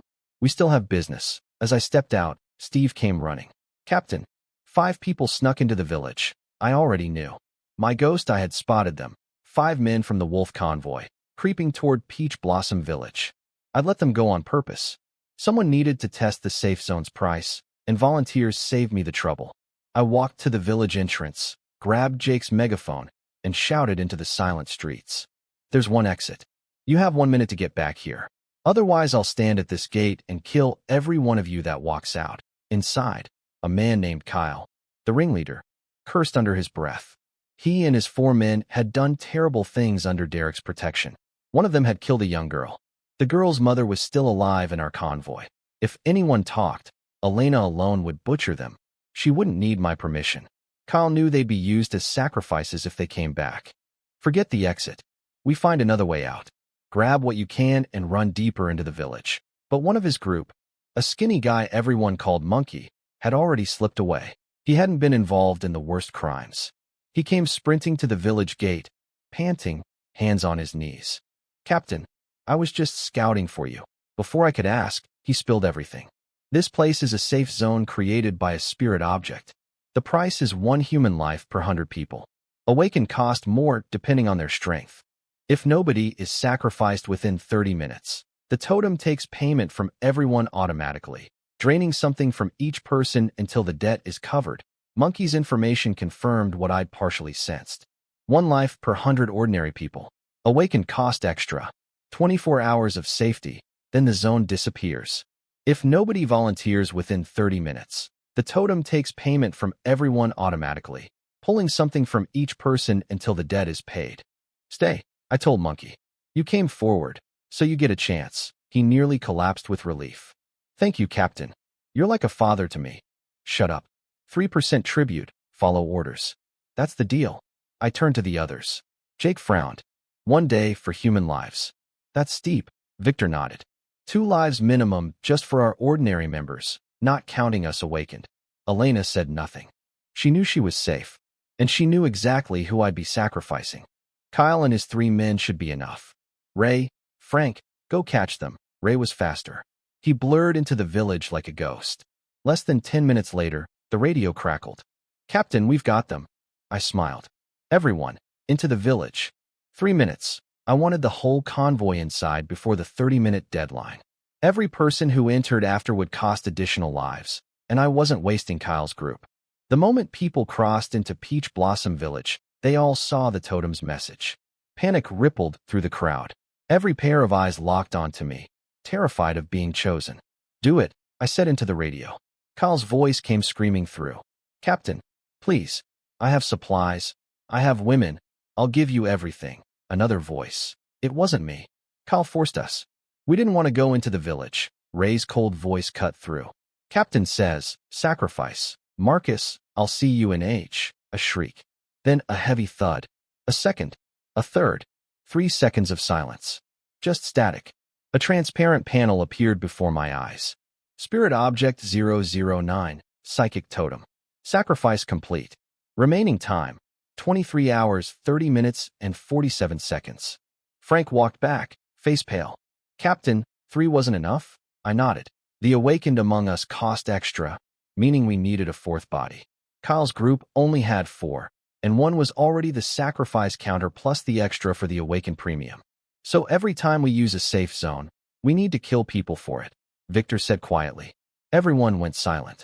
This time we'd had Kyle's criminals to throw in. Next time we might not be so lucky. Stop overthinking it, I said. Tonight we rest. First real rest in a month. We'll search the village for supplies, then have dinner together. Jake rolled his shoulders, grinning for the first time in weeks. A whole month of running. Finally, Victor agreed. Haven't slept a full night since this started. Elena was already looking around with bright eyes. A month without a real bath. She'd been surviving on wet wipes. I could tell she was desperate to get clean. The convoy settled into the village. 180 people, 20-some vehicles, spread comfortably through the quiet streets. I put Steve in charge of supply collection. Everything found goes into a central pool, then redistributed at the 30% rate. Anyone hides supplies. Steve's eyes went hard. I'll cut their hand off, Captain. I handed him a watermelon knife I'd taken from Derek's stash. Good. Join us for dinner tonight. Steve moved fast. First he collected every car key. No hiding supplies in trunks. Then he organized scavenging teams. The survivors were exhausted, but their eyes were brighter than I'd seen. No monsters here. No dying in your sleep. A village full of supplies, and they only had to give up 30%. Nobody complained. Nobody caused trouble. My reputation took care of that. Jake, Victor, and Elena had quietly left Derek's RV for me. Elena joked about wanting to sleep in it sometime. I didn't refuse. Sarah studied the RV's controls. It was an imported 11-meter beast, 3 meters wide, 4 meters tall, with a reinforced front bumper shaped into a battering ram. Top speed around 75 miles per hour. Not car fast, but plenty for our needs. Inside, a bedroom, a small kitchen, a half-full gas tank for the stove, a living area with 2 single beds. Derek had kept up to 5 women in here at once. Sarah figured out the driving within minutes, having already quizzed Derek's old driver. She and Ruby started transferring my supplies from the pickup to the RV, working side by side. I'm Ruby. What's your name, sister? Sarah looked at Ruby's pretty face and felt a twinge of something. Sarah, can I call you Sister Sarah? Sarah nodded. She could see it. Ruby was walking on eggshells, speaking carefully, terrified of making a mistake. Another woman just trying to survive. They carried the heavy bags of rice together. I watched for a moment, then looked away. To me, they were tools. One drove, one bled for the toolbox. I didn't need to invest emotion. Then Steve came running back, grinning. Captain, we found a small swimming pool at one of the goose houses. Fed by a stream, the water's clean. I already had the guys fill it up. A swimming pool. I raised an eyebrow. Steve nodded eagerly. He'd found a guest house with an indoor heated pool and a larger outdoor one. The heating system was dead, but he'd already put people to work hauling water from a nearby stream and boiling it in big iron pots scavenged from village homes. He hadn't let anyone touch the indoor pool. That was for me first. The outdoor pool was for the other awakened. After that, everyone else could take turns. Steve understood hierarchy without being told. I looked down at myself. A month without bathing.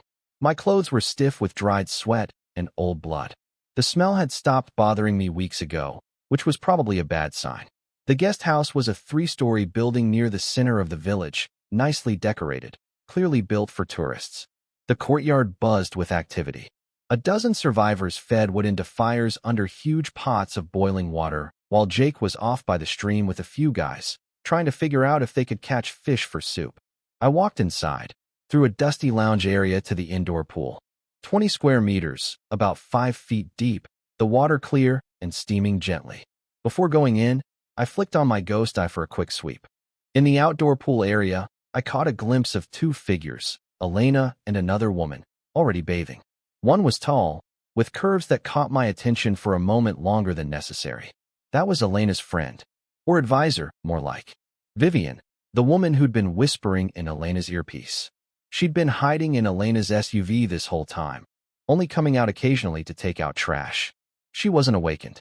With my ghost eye, the convoy had no secrets from me, but since she stayed out of trouble and Elena kept her in check, I hadn't bothered exposing her. I shut off the ghost eye and stepped into the water. 1 month. A full month since I'd touched clean water like this. The warmth wrapped around me, and I exhaled deeply. Every knot in my muscles slowly unwound. I leaned against the pool edge and closed my eyes. Then I opened the ghost eye again, habit and training. The more I used it, the faster it would upgrade. Since gaining the magician sequence, my mental stamina had increased noticeably. The exhaustion that used to come from running the ghost eye continuously had eased considerably. I draped a white towel over my face and watched the village through my overhead view. Supplies were being gathered and piled in the central square. Steve stood there with his notebook, directing everything. Then a commotion. An old woman was clutching a small bag of rice and flour, arguing loudly. She claimed it was her own supply, brought from her car, not collected from the village. I watched from the pool without reaching for the radio. I wanted to see how Steve handled it. He handled it well. He called her out. Everyone had been told to leave personal supplies behind when they went scavenging. She tried to sneak village supplies past him disguised as her own. His face went dark. He ordered his men to pin her down. First offense, hiding supplies, you lose a hand. Next time, you lose your life. The watermelon knife came down. Blood sprayed. The old woman screamed. Her grandson, who'd been cursing at Steve with a mouth filthy beyond his years, went silent with shock. Then Steve's own son, 12-year-old Danny, burst from the crowd and smashed a rock into the cursing kid's head. "Don't you talk about my mom like that?" Steve's wife, Rose, went white and yanked Danny back.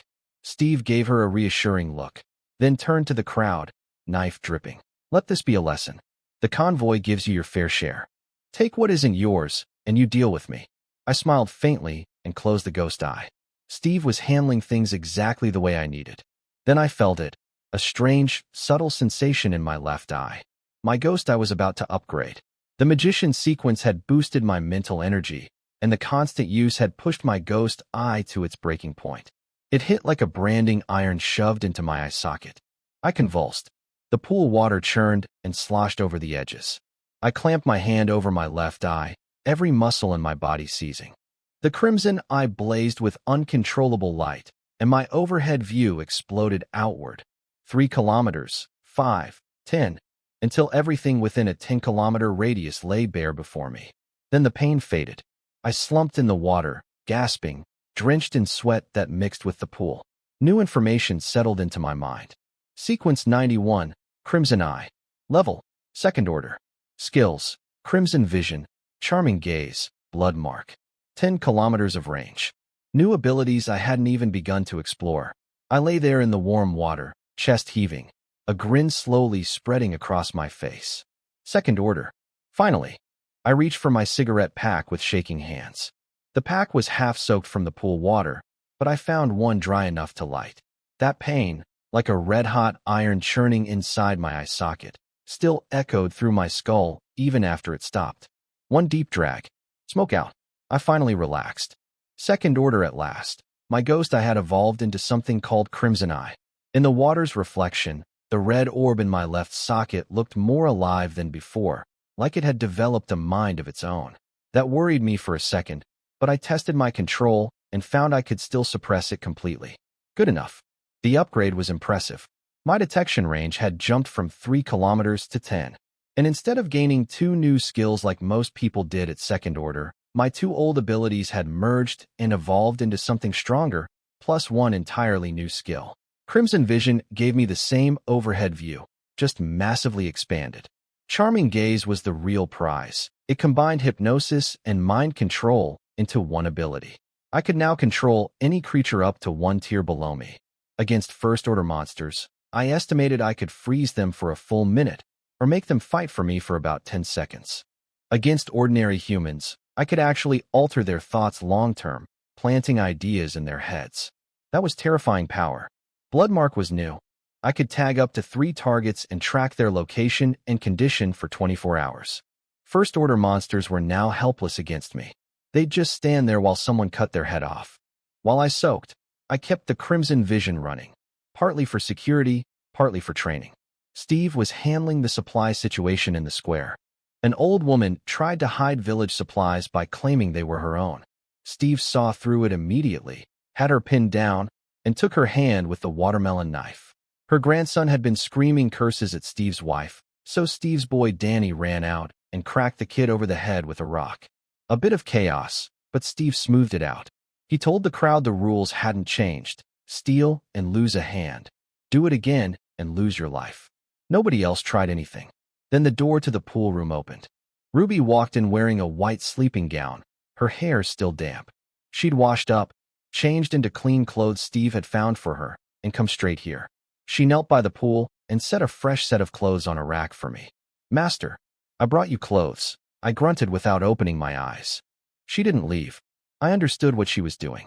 Among the ordinary people around me, Steve was the better organizer. Sarah was the better driver. Ruby couldn't fight, couldn't scavenge, couldn't manage supplies. The only skill she had was taking care of people. Pathetic as it sounded, that was her only way to stay close to me and stay alive. She slipped into the pool in a white bikini and started massaging my scalp from behind. Her fingers found the pressure points. She'd learned from videos, she said, to help her mother with headaches. She was actually good at it. The tension in my shoulders slowly melted. Her hands moved to my back, my arms, tracing over old scars. Then her hands drifted lower, down my stomach, heading south. I caught her wrist. She yelped.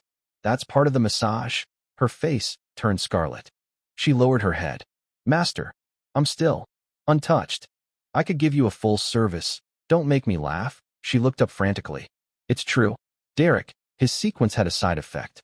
He was impotent. He kept all those women not for sex, but to torture them. He liked watching them scream and beg. He threatened them into silence." I paused at that. My eyes drifted downward under the water. Everything was responding just fine. I exhaled with relief. Thank God the shepherd stripped away side effects when it stole a sequence. Derek's magician had come to me clean, including that particular department. I could choose not to use it, but I sure as hell couldn't afford to not have it. "So," I said. Ruby threw herself against me, pressing soft against hard. "I swear I've never been touched. You can verify it. If I'm lying, kill me. Derek couldn't do anything to any of us. He just pretended. The other women thought I was sleeping with him, but he physically couldn't. I survived by keeping him entertained other ways, managing the other girls for him. In the pool, I tested my new charming gaze on Ruby. I needed to know its limits. She'd said she'd do anything. So I hypnotized her and told her to drown herself, the thing she feared most. She walked to the center of the pool and slowly sank beneath the surface. 1 second, 10, 20. Then she burst up gasping and choking, eyes wild with terror. The hypnosis had shattered. When the command clashed too violently with someone's deepest instincts, like the will to survive, they'd break free at the critical moment. Good to know the boundaries. Drop all resistance, I told her, tilting her chin up so she had to look into my crimson eye. In exchange, you stay at my side. She nodded through tears. I'm willing, I activated charming gaze again and planted thoughts that mostly aligned with what she already felt. Gratitude for being freed from Derek, fear of being abandoned, determination to prove her worth, absolute loyalty. Nothing that contradicted her nature. Just reinforcement. Insurance. 3 seconds later she snapped back, completely unaware anything had happened. The implanted thoughts had blended seamlessly with her own. It worked. As long as the planted ideas didn't clash with the person's core desires, they'd stick permanently. Ruby already wanted to stay loyal. I just made sure she always would. She smiled at me, nervous, eager to please, and offered to help me relax. This time I didn't stop her. An hour later, I carried her upstairs. She'd overestimated herself and underestimated what a second-order body was capable of. She couldn't walk. "I'm sorry, Master. I'm so useless," she mumbled, clinging to me with guilty eyes. I put her on the bed in the best room, the one Steve's people had cleaned for me. "Skip dinner. I'll have Sarah bring food up. If you can't move by morning, stay here and we'll leave without fuss." She nodded, watching me leave. As I walked out, I heard her whisper to herself, "He carried me up here. He must care about me, right?" Downstairs, Sarah was waiting by the door. She blushed when she saw me shirtless and hurried over with clean clothes, a new t-shirt and jacket Steve's team had found. She stood on her tiptoes to pull the shirt over my head, then knelt to zip up the jacket. Her hair was clean for the first time in weeks, tied in a ponytail, smelling faintly of soap. She'd changed into a white blouse and fitted jeans, her favorite combination, apparently. 2 buttons undone at the collar. "Dinner's ready," she said. 6 dishes: eggs with peppers, braised beef, cured meat with cabbage, shredded potatoes, fish soup, and spicy fish head. Rose and I cooked everything. My mouth actually watered. A month of instant noodles and stale bread, and now this. "You eat with us tonight," I said. "But first, pack 4 portions, 1 for Rose and Danny, 1 for your daughter Lily, 1 for Ruby. Deliver them first, then come eat." Sarah's eyes brightened. She'd been cooking for over an hour surrounded by smells that made her dizzy with hunger, but hadn't stolen a single bite. Neither had Rose. They'd waited for permission. "Thank you," she said softly as she followed me, almost jogging to keep up with my stride. Then, quieter, barely a whisper behind me, "Thank you for remembering my daughter." A long table sat in the middle of a farmhouse courtyard. 10 steaming dishes, 5 bowls of rich fish soup, stir-fried eggs with peppers, braised beef, cured meat with cabbage, shredded potatoes, spicy fish head, and even a few fried eggs placed right in the center. Self-heating hot pots lined the edges. "Captain." Finally, Victor slapped his belly. "I've been dying here smelling all this." I laughed and walked to the head of the table. Steve pulled out my chair and wiped the seat with his sleeve. Pure habit. There wasn't any dust. Jake cracked open a beer and set it in front of me. The golden liquid fizzed into the glass, white foam rising. For a moment, looking at that beer, hearing everyone talking and laughing around me, I felt like the world hadn't ended. "Yeah, let's have a drink," I said quietly. "Just don't overdo it. We move out at dawn." I told Steve to pack 2 portions for Rose and Danny. Then I looked at Sarah. She was standing off to the side, ready to serve, not sitting. "Pack the food, then sit down and eat first. It'll be cold by the time you get back otherwise." She blinked, surprised, then nodded with a small smile. 8 of us sat around the table. Me at the head, Victor on my left, then Jake, Elena, and Vivian, Elena's friend, the quiet strategist from her SUV. Sarah's empty seat on my right, then Steve, Frank, and Ray. Elena stood up awkwardly. "Captain, this is my friend Vivian. I brought her without asking. I know this is an internal meeting, 1 extra pair of chopsticks." "It's nothing," I said, waving it off. Vivian walked over to toast me. She was striking, long black hair, sharp fox-like eyes behind dark-framed glasses, an air of cool intelligence. She smelled faintly of flowers. "Thank you for letting me join, Captain." She clinked her glass against mine and drank it all in one go. I could tell she'd caught the dismissiveness in my tone. To me, she was currently just Elena's baggage, an ordinary person who hadn't proven her worth. She knew it, too. She gave me one long, measured look, then returned to her seat without pushing further. Smart. Trying too hard would only make me suspicious. The mood loosened up fast. Victor bragged about catching the fish. Jake had apparently spent an hour trying to fish with a rod and caught nothing. I was baiting the spot. Jake protested, face dark. Everyone roared with laughter. Frank and Ray ate in stunned silence. The food was so good they couldn't speak. My bowl was piling up. Sarah sat beside me, quietly picking bones out of fish and placing clean pieces into my dish. Eat your own food, I said. Your skin and bones. Don't die at the wheel. She paused, smiled, and finally started eating. She drank 2 bowls of fish soup, savoring every drop. 10 minutes later, she stood up reluctantly with 2 packed meals and headed to the RV. Even here, in the safe zone, a month of running had wired her nerves tight. She clutched the containers against her chest, eyes scanning for threats. Nobody touched her. The severed hand in the square, Derek's corpse. Everyone knew the rules. People watched her pass with envy, swallowing their saliva, but no one moved. At the RV, she unlocked the door and a tiny figure came running on short legs. Mommy, you're back. Lily held up a half-eaten can of food with her big dark eyes. I saved some for you, Mommy. You eat it. Sarah's eyes went red. She scooped Lily up. Mommy already ate, sweetie. I brought you real food tonight.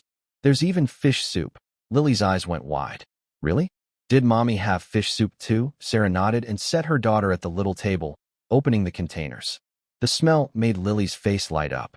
Mommy, did the new daddy give this to Lily? Sarah's hands froze. Her ears turned red. He's the captain, not your daddy. Call him Uncle Marcus. Lily tilted her head. But if he's not my daddy, why is he so nice to me? Nobody except Mommy ever gave me food this good. Only a daddy would do that, right? Sarah couldn't answer. She glared at Lily playfully. Eat your food, or I'm spanking your bottom. She fled the RV, shutting the door behind her, and leaned against it with burning cheeks. Silly girl, she muttered to herself. Calling him daddy. Mommy would have to get in line just to call him that. The dinner went late into the night. The blood moon hung overhead, casting its eerie red glow, but for once nobody was afraid. The safe zone held. No monsters, just people eating, drinking, and pretending the world hadn't ended. I leaned back in my chair with a few empty beer bottles at my feet. A few beers couldn't touch me even before the apocalypse, let alone now with a second-order body. Sarah was beside me, lighting my cigarette before I could reach for the lighter. I patted her hand and stood up. Victor and Jake were still competing over drinks, faces red but eyes sharp. Elena had passed out on the table. Vivian sat next to her, sighing and keeping watch. Frank and Ray had slipped away early, smart enough to know that loose lips at a drinking party could get you killed. That's enough. Rest up tonight. We leave at dawn. Everyone nodded and broke apart. Steve came over quietly. Where are we heading tomorrow? I glanced north. The town with the third-order serpent was that direction. Detour. Northeast. He memorized it and left. Sarah was cleaning the table, moving quietly, trying not to disturb me. I told her to go sleep. She had to drive tomorrow. She hesitated, started to say something, then stopped. I could guess what she was thinking. She'd seen the marks on Ruby when she delivered dinner upstairs. She wanted to ask where I'd be sleeping, but I was already walking away. Outside the courtyard, Vivian was waiting for me. She stepped forward the moment I appeared. Captain, could I have a word? I brought her to the guest house. She didn't sit down right away. Instead, she pulled something small from her pocket and handed it to me. A wireless earpiece. Handmade, finely crafted, with tiny patterns etched into the metal. Similar to what Elena wore, but better quality. 5-kilometer range, Vivian said, finally sitting. I set up a dedicated channel.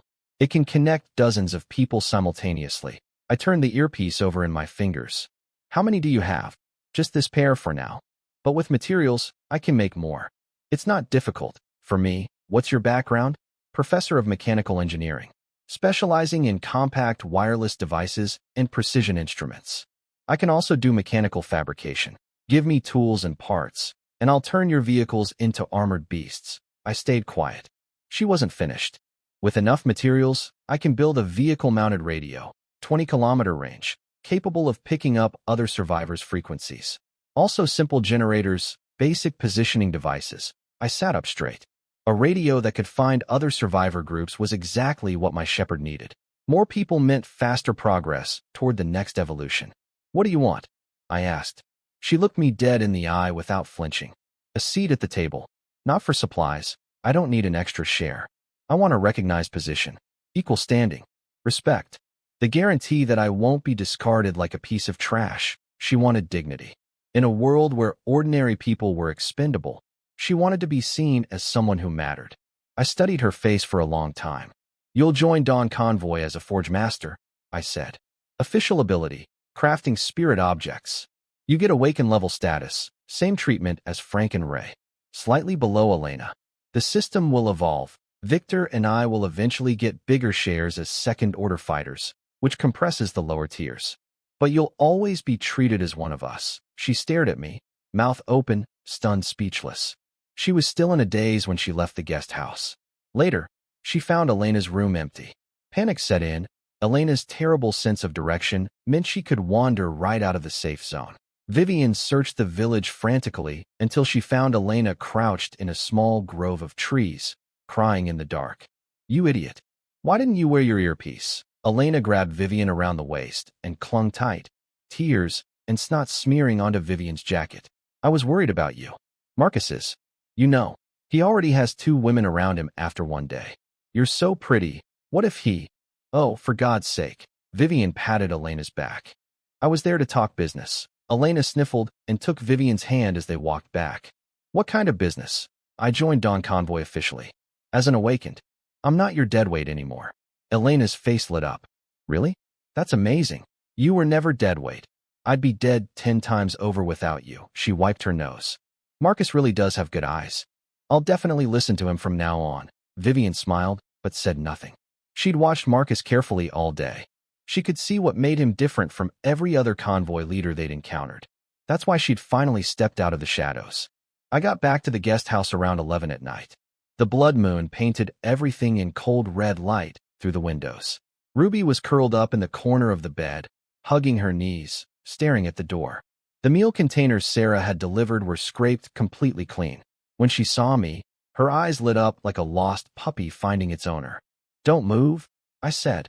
She was still recovering from the afternoon. I tossed my jacket on a chair and collapsed onto the bed. A real bed. After a month of sleeping in my pickup's hard seat, I'd almost forgotten what a mattress felt like. I let out a groan of pure relief. Ruby crept closer, cautious as a cat. Not too close, not too far. "Can I hold on to you while I sleep?" I didn't answer. She took the silence as permission and pressed herself against my back, whispering thank yous until her voice faded to nothing. "Call me Captain from now on," I said. "Not Master. Not in front of others." She tensed immediately. Did I do something wrong? "I can still." She started pulling the blanket off, ready to offer herself again. "It's just a title. Master looks bad in public. Then, when we're alone, can I still call you that?" I could hear how much courage that question took her. That word was the only thing she felt was uniquely hers. Her tiny claim on me that no one else had. "Whatever." She tied her hair up and started massaging my shoulders. I gave up arguing and let her work. Her hands were good. I fell asleep. The next morning, the dim sun rose over Peach Blossom Village. The convoy stirred to life. Steve was up first, as always. His wife Rose had saved last night's dinner for him, the containers still full. She and Danny had barely eaten, so they could give him more. "You two eat it. I'll grab something quick." He took a can of porridge and walked off without looking back. Rose wiped her eyes where he couldn't see. Danny pushed his portion toward her. "Mom, you eat." "I'm not hungry." She forced him to eat most of it before touching any herself. "Danny, the captain is our family's benefactor. Remember that." The boy nodded hard. "When I grow up, I'll work for the captain. If I awaken a sequence, I'll fight for him so you and Dad don't have to work so hard." Rose smiled and ruffled his hair. In this world, that kind of fierceness in a 12-year-old might not be a bad thing. At the RV, Sarah was already crouched by the tires, knocking on the walls, checking underneath, thorough and experienced. She spotted me coming out of the guest house and ran to hand me an enamel mug. "Breakfast, Captain. While it's hot, rice topped with braised beef and a small pile of pickled vegetables." I looked at her. "Did you eat?" She nodded quickly. "Already ate." I didn't believe her, but let it go. I walked into the RV and found Lily at the little table, beaming up at me. I ruffled her hair without thinking. Sarah burst in behind me a second later, eyes panicked, probably terrified Lily had called me Daddy again. "Everything okay?" I asked. "Fine. Nothing." She swallowed and glanced at Lily's grinning face. I noticed the bread wrappers by Lily's seat. Bread for breakfast. Sarah had kept the good food for me and fed herself and her daughter plain bread. Next time, make the same meal for everyone, I said. The kid's still growing. I split my breakfast in half and handed it to Sarah. And eat more yourself. You're wasting away. I don't need you dying at the wheel. I went back to the bedroom without another word. Behind me, I heard a small voice. Mommy, is Daddy being nice to us? Sarah's voice cracked slightly. Yes, sweetie. He's looking after us. Mommy's so amazing. She found me a new daddy in just one day. Sarah shooed Lily back to her breakfast and climbed down from the RV, cheeks burning. Outside, Ruby was walking over in small, careful steps, still sore from yesterday. Sarah noticed the marks on her neck peeking above her collar. She said nothing, just handed her a water bottle. Drink. Your lips are cracked. Ruby's eyes went red. Thank you, Sister Sarah. Sarah paused on her way past. The captain looks cold-blooded, but he's a decent man underneath. Stay close to him. He won't mistreat you. She meant it, but a complicated feeling stirred in her chest. Not jealousy exactly, more like envy. Envy that Ruby had the courage to throw herself forward while Sarah could only quietly drive, cook, and hover in the background. I came downstairs, lit a cigarette. Sarah was there instantly with a lighter. I checked on the vehicle status, confirmed everything was ready, and headed toward the others. Steve reported a problem. One person was missing, a woman from the wolf convoy. Her husband had been killed by monsters. Her 14-year-old daughter had been assaulted and murdered by Kyle's group. During the night, she'd hanged herself from a tree. Beneath her body lay the butchered remains of Kyle's men, the ones we'd sacrificed. She'd found their corpses and carved them up before killing herself. I looked at the scene through my crimson eye for 1 second, then looked away. Convoy, move out. We left Peach Blossom Village 30 minutes later. The safe zone still had 10 hours left, but nobody complained. They knew, once the clock ran out, the monsters returned. Only the convoy kept them alive. Sarah drove the RV. I sat in the passenger seat with my eyes closed, crimson vision sweeping 10 kilometers in every direction.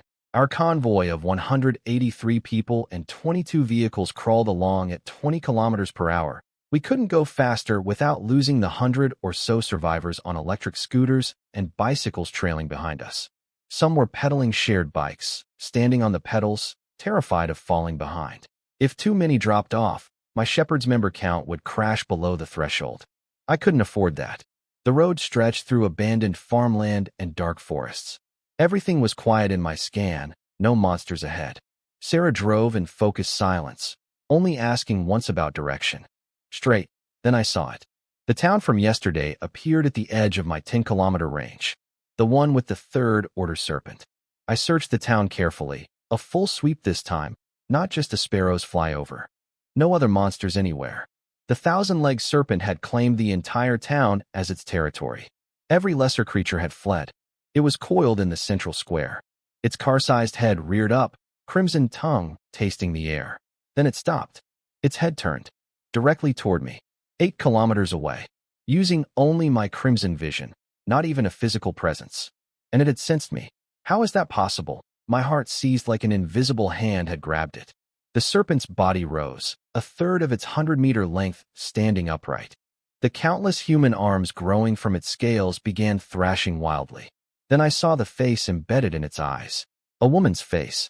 Its black eyes, no whites, pure void, opened and stared straight back at me. A sledgehammer hit the inside of my skull. Whispering filled my ears, thousands of voices speaking at once in some ancient language I couldn't understand. Every syllable drove into my brain like a nail. My body went rigid. Cold sweat drenched my back. I was losing my mind, drowning in the noise. Then my crimson eye fought back. Red light blazed from my left socket. The eye spun wildly, and deep inside my consciousness, I saw it. My crimson eye had manifested as a massive floating eyeball, covered in pulsing scarlet veins that breathed like living things. The serpent's mental attack appeared as thousands of black threads trying to wrap around the eye, strangling it. The crimson eye rotated once. Every black thread snapped. Then a beam of crimson light shot from its pupil, racing back along the broken threads, tracing the attack straight to its source. My crimson vision followed the beam of red light straight into the serpent's mind. I was standing in a gray void. Countless arms reached up from the ground below, grasping at nothing. Above me hung that woman's face. the one embedded in the serpent's eyes. Her black, empty eyes were open now, staring down at me. No, not at me. At my crimson eye. Two inhuman things, facing each other across kilometers of empty space. I could feel what my crimson eye was feeling. Not fear, not anger, hunger. A raw, primal craving, like a starving wolf staring at fresh meat. It wanted those black eyes. It wanted to devour them. The desire was so intense, it almost dragged me with it. I nearly lost myself to the urge to charge over there, kill the serpent, and rip those eyes from its skull. I forced the impulse down and severed the connection. My real eye snapped open. Sarah's voice was frantic beside me. Captain? Captain? What's wrong? Blood was running down my face, from my left eye. I wiped at it, and my hand came away red. Nothing. Keep driving. She swallowed her questions, but her hands were shaking on the wheel. Ruby came rushing from the back, eyes wide with panic. Captain, your eye is bleeding. She grabbed wet wipes and gently cleaned the blood from my face. 3 wipes before it stopped. I told her I needed to lie down. She followed me into the small bedroom at the back. 5 square meters, just a bed. The moment the door closed, I collapsed. My skull felt like it was filled with wet cement. The third-order serpent's mental attack had been far beyond what I could handle. If my crimson eye hadn't fought back on its own, I would have lost my mind completely. Ruby climbed onto the bed and placed my head on her lap, her fingers trembling as she started massaging my temples. She was terrified. She'd seen me looking like something out of a horror movie seconds ago, but she didn't ask questions. She just did the only thing she knew how to do. With my last scraps of willpower, I did something reckless. My crimson vision expanded uncontrollably toward the serpent again. This time it didn't attack. The face in its eyes had closed. Maybe our clash had cost it something too. I used that window to place a blood mark on it. A red beacon appeared in my mind. Enormous, blazing like a fireball. Now I'd know where the 1,000-legged serpent was for the next 24 hours. Maybe the key to pushing my crimson eye to third order was somewhere in that creature. I couldn't let it disappear. Then everything went dark. I woke to fragments later, piecing together what happened while I was out. Sarah had kept driving, white-knuckled, following the last direction I'd given her. She passed through several small villages without stopping. She had no way to know if they held monsters. Her only strategy was to change nothing and pray I woke up. Inside the RV, Ruby held my head in her lap the entire time, massaging without stopping even when her hands went numb and her legs lost all feeling. Tears ran silently down her face. She didn't know what had happened to me. She only knew that if I died, she had nothing left. Behind us, Jake suddenly went rigid in the Land Rover. Victor, 1,000 meters ahead. 2 monsters. Then his senses cut out, the 10-second blackout, his sequence's side effect. When he came back gasping, Victor was already on the radio. Captain, 2 creatures 1 kilometer ahead. Do we engage? No answer from me. The radio crackled. Sarah's voice came through, strained but steady. The captain is resting. He says, handle it yourselves. He trusts you. I learned what happened while I was unconscious from piecing things together later. Sarah put down the radio and gripped the steering wheel so hard her knuckles went white. When Ruby had come out of the bedroom and whispered that I'd passed out, Sarah's world collapsed. But she made a decision. She wouldn't tell anyone. If the convoy found out their leader was unconscious, everything could unravel. When Victor radioed about the 2 monsters ahead, she stopped the RV and forced her voice steady. The captain is resting. Handle it yourselves. He trusts you. Silence on the radio. Then Victor's voice, careful and probing. Resting? Is he okay? He's fine. Just tired. Needed sleep. She could hear the doubt. A second-order awakened doesn't need naps in the middle of a dangerous road. But Victor let it go for now. In the Land Rover, Jake stubbed out his cigarette and stared at Victor. Sleeping? In broad daylight, Victor shook his head.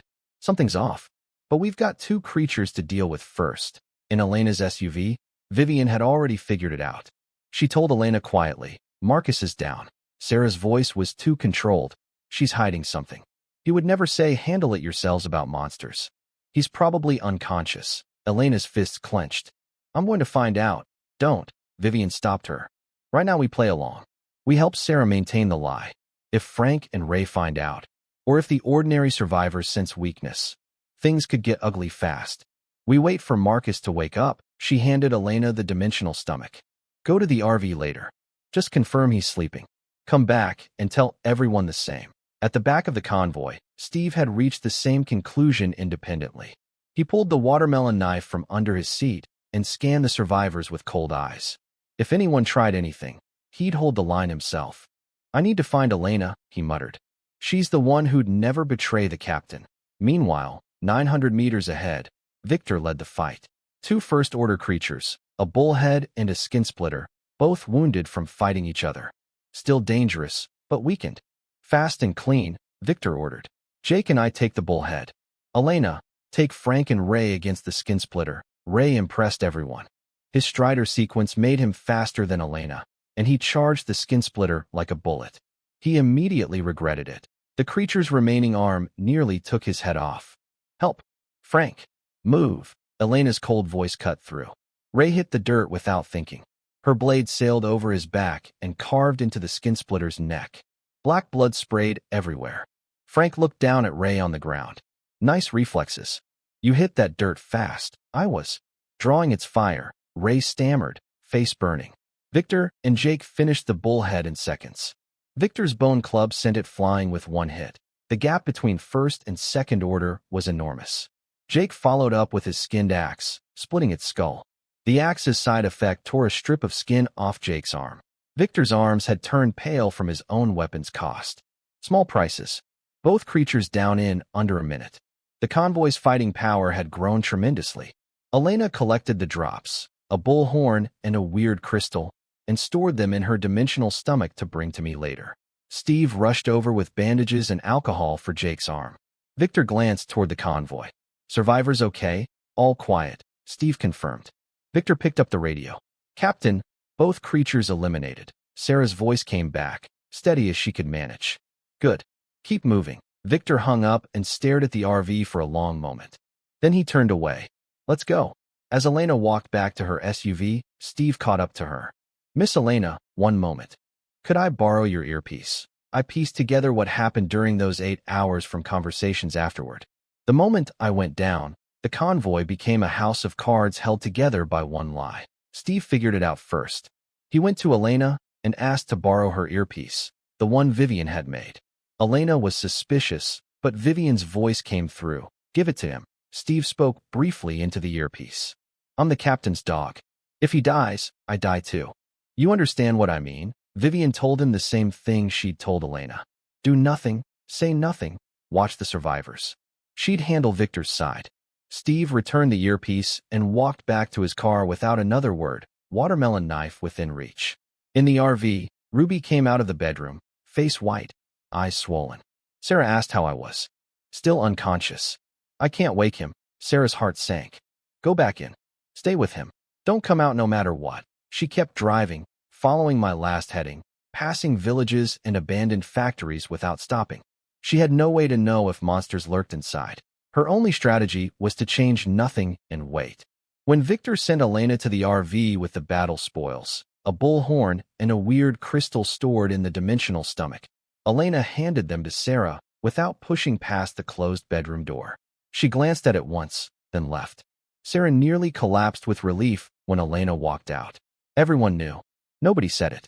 Victor and Jake sat in their Land Rover, smoking. You think something happened to Marcus? Jake asked. Victor didn't answer directly. Sarah's afraid of us finding out. That means he's probably unconscious, not just tired. If we push her now, she'll panic and make things worse. She wouldn't do anything to him, would she? Victor looked at Jake like he was an idiot. She can't survive a single day without him. She's more scared of losing him than any of us. He started the engine. We pretend we don't know.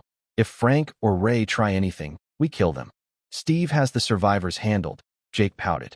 How come nobody came to us about this? Like we'd actually hurt Marcus. Victor smiled and said nothing. They were men, they were the old leadership, and Victor was second order. People weren't distrusting them. They were afraid to take the chance. Meanwhile, Vivian told Elena calmly, Victor's not going to rebel. Watch. He just called Frank and Ray over. He's keeping them close so they don't find out and get ideas. That's not conspiracy. That's protection. Elena relaxed slightly. So what do we do? I'll make lunch. You eat. The convoy drove 2 more hours without encountering any monsters. Pure luck. Sarah didn't dare stop at any villages or factories they passed. When the survivors on bikes started falling behind from exhaustion, she finally pulled over beside a stream. She picked up the radio, 1 hour rest. Eat in shifts. Stay ready to move. Everyone played their parts. Steve organized the survivors. Victor and Jake kept Frank and Ray close. Elena sat in her SUV with her blade across her knees. Vivian cooked. The thin paper wall held. Nobody tore through it. My reputation, the fear I'd built, kept the convoy stable even while I lay unconscious. 8 hours after I collapsed, I opened my eyes. Ruby's face was above me, eyes red and swollen, tears still wet on her cheeks. Her hands were still mechanically pressing my temples. She hadn't stopped the entire time. Her legs had gone completely numb beneath my head hours ago, but she hadn't moved. How long was I out? 8 hours. 8 hours. I sat up, alarmed. Does Victor know? Did we hit any monsters? Ruby tried to stand and crumpled. Her legs were dead. She'd been sitting in the same position for 8 straight hours. Sister Sarah didn't tell anyone you were unconscious. She managed. She told me to stay in the bedroom and not come out. We stopped twice, but I don't know what happened. I sat on the edge of the bed, rubbing my temples. Still foggy, but clearer than before. Ruby's legs were trembling uncontrollably beneath her. 8 hours without moving. I pressed a few pressure points on her thighs. She flinched and turned red. You'll be able to walk soon. I headed for the door. She called after me, eyes swollen and raw. Master, are you okay now? I looked back. Tear-streaked face, bitten lips, kneeling on the bed like an abandoned puppy. She'd sat motionless for 8 hours, massaging my head, too afraid to stop, too afraid to move. I'm fine. You did well. She burst into tears again, but this time from relief. 8 hours of terror, erased by 4 words. In the front of the RV, Sarah was sitting frozen in the driver's seat, staring at nothing. She heard the door open and spun around. The moment she saw me, her eyes went red. Captain, she launched herself toward me, then stopped dead 1 step away, hands reaching out but not knowing where to land. She grabbed her own shirt hem instead. You're awake. I sat by the window and lit a cigarette. Her lighter appeared instantly. Tell me everything. She talked nonstop, every detail of the 8 hours. Victor finding the 2 monsters, her decision to hide my condition, the battle, Elena's visit, Steve going to Elena, Victor keeping Frank and Ray close, Vivian holding things together behind the scenes. She talked until her throat was dry. You did well, I said. She froze. She'd expected anger, suspicion, interrogation, not praise. Her tears finally broke through, shoulders shaking, biting her lip to stay silent. I was so scared. Scared you wouldn't wake up. Scared the convoy would fall apart. Scared Victor would. I'm awake now. It's over. She nodded hard, wiping her face. Her sky had been propped back up. I stepped outside. The sun was already low. The blood moon would rise soon. Steve saw me first and nearly sprinted over. Captain, his eyes were red. I patted his shoulder. Good work. I walked to where everyone was gathered around a small fire. Victor, Jake, Elena, Vivian, Frank, Ray, they all stood the moment they saw me. Captain, Victor grinned, but worry flickered behind his eyes. Elena's eyes were red. She was holding back tears. Vivian's expression stayed cool, but the corner of her mouth lifted slightly. Frank and Ray stood awkwardly to the side. They had no idea anything had happened, just their normal respect and caution around me. Everyone eaten? I asked. Victor laughed. Rose made dinner. Join us, Captain. I sat down and took a box of food. Jake couldn't hold it in. Captain, you. I was tired. Took a nap. I waved him off. Jake blinked, then nodded vigorously. Right. Totally normal. Everyone needs sleep. Victor rolled his eyes. Elena's shoulders shook with silent laughter. Vivian patted her back, sighing. I finished eating in 3 minutes. We camp here tonight. Move at dawn.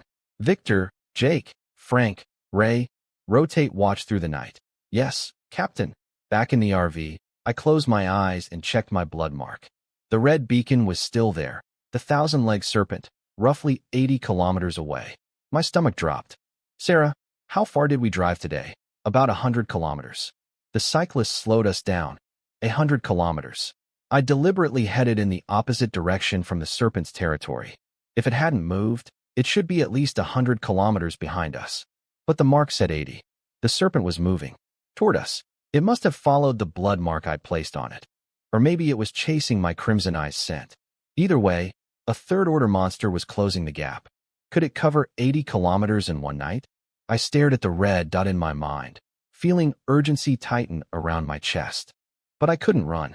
Not without abandoning the survivors on bikes and scooters. The shepherd needed them.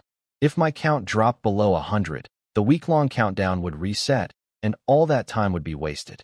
A month of apocalypse had toughened even the ordinary people. Anyone who couldn't run was already dead. But even hardened survivors had limits. If I ordered them to move again now, in the dark, they'd collapse and fall behind anyway. Forget it. We wait and watch for now. I shook off the lingering fog and opened my crimson vision.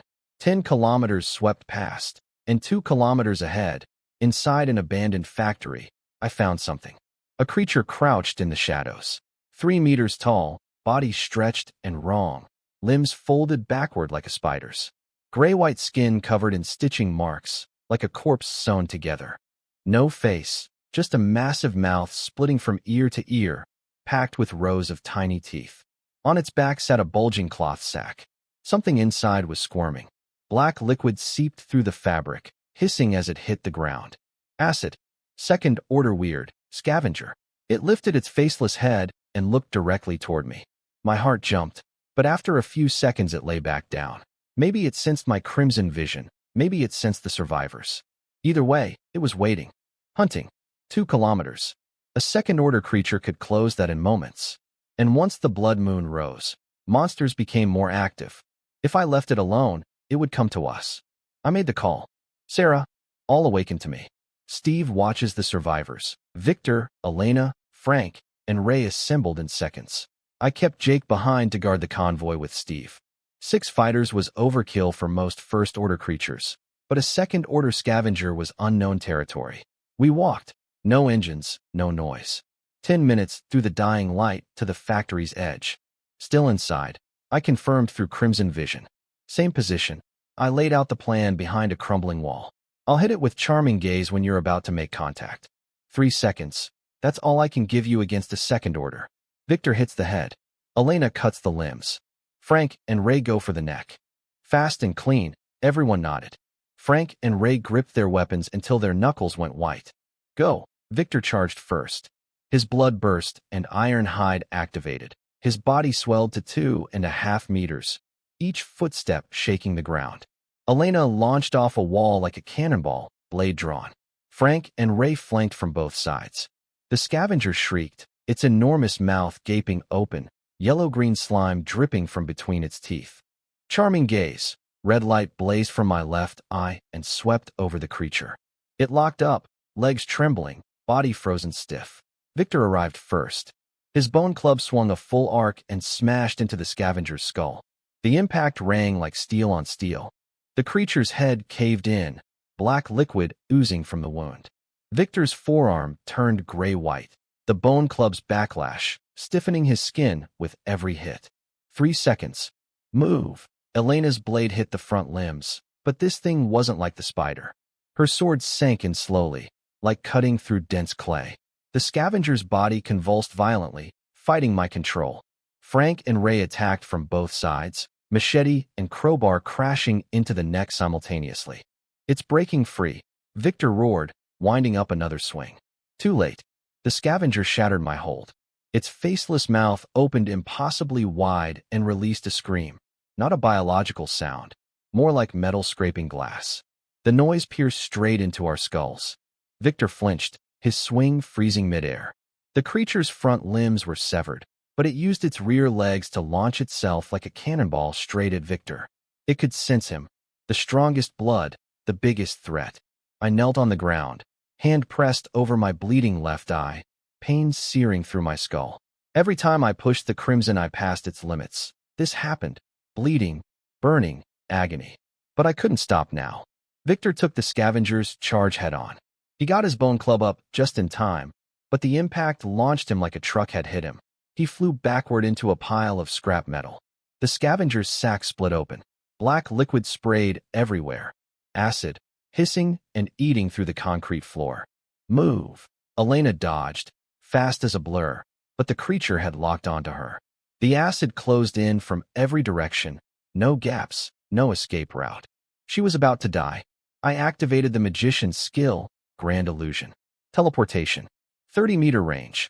1 use per day. Massive mental energy cost. My most precious lifeline.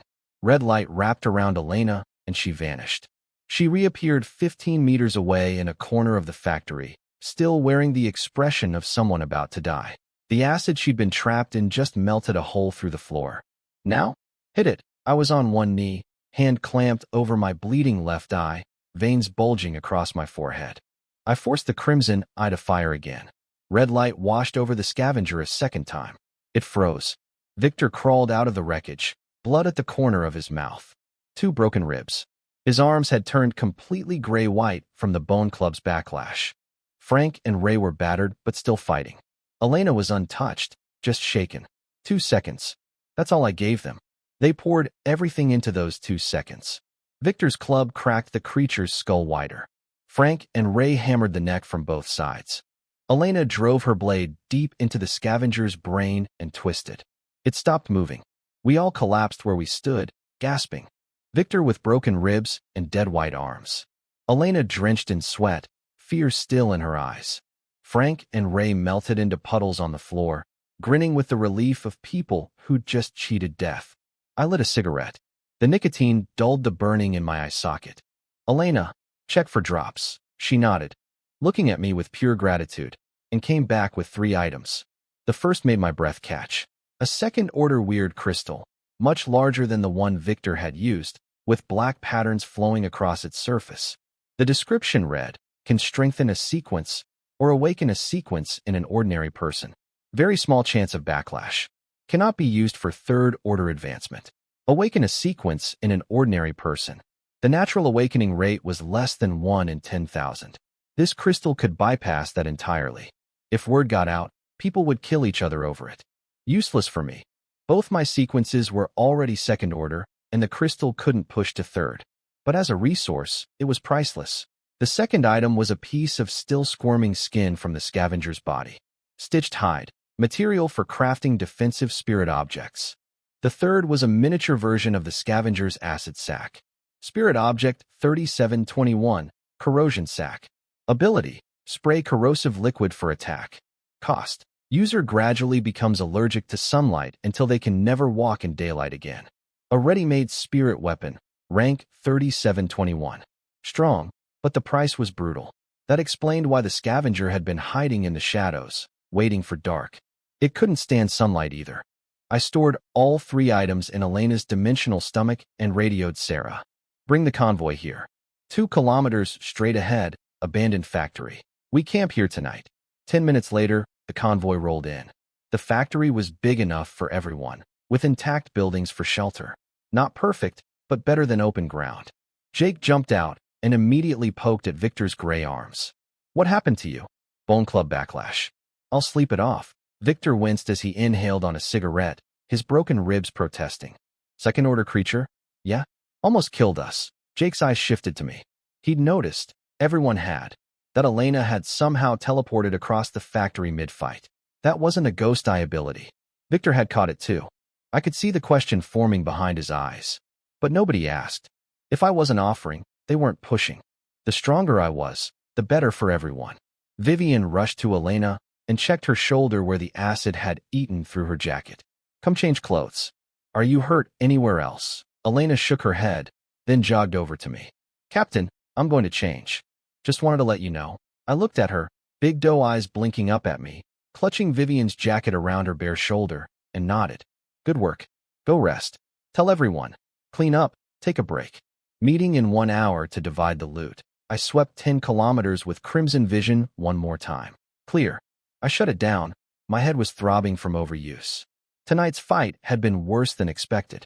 The scavenger was stronger than most second-order creatures, and it came with a built-in spirit weapon. If Victor had faced it alone, he'd be dead. Sarah appeared behind me with an enamel mug of hot ginger tea with brown sugar. She stood on her tiptoes and gently wiped the dried blood from my face with a wet wipe. Her hands were trembling slightly. Are you? Okay, I'm fine. She looked down, twisting her shirt hem. Ruby and I were both worried. Lily kept asking when you were coming back. That caught me off guard. My mouth twitched into something close to a smile. I know, she left with 3 backward glances, reminding me to drink the tea while it was hot. Inside the RV, Ruby was kneeling on the bed, making it up. She spun around when I walked in, eyes lighting up like fireworks. Master, are you okay? Sister Sarah said there was danger. I waved it off and collapsed onto the bed. Ruby climbed up and placed my head on her lap, her fingers finding my temples with practiced precision. Master, could you be more careful next time? I didn't answer. She didn't push it. The room went quiet, just our breathing and the gentle pressure of her fingertips. A few minutes later, I grunted a quiet, She paused, then smiled to herself. An hour later, I gathered everyone around a campfire in the factory yard. Vivian was grilling fish and sprinkling chili flakes over them. The smell was almost painfully good. I emptied the dimensional stomach onto a blanket. 6 items total. From the scavenger, a second-order weird crystal, a piece of stitched hide for crafting defensive spirit objects, and the corrosion sac, spirit object 3721 that sprayed acid, but made you allergic to sunlight. From the 2 first-order creatures Victor's team had killed while I was unconscious. A first-order crystal, a bull horn, and a sheet of human skin. The second-order crystal was the real prize. It could strengthen a sequence, or, this was the bombshell, awaken a sequence in an ordinary person. Natural awakening odds were 1 in 10,000. This crystal bypassed that entirely. Useless for pushing to third order, and both my sequences were already second order, so it couldn't help me directly. But as a strategic resource, it was beyond valuable.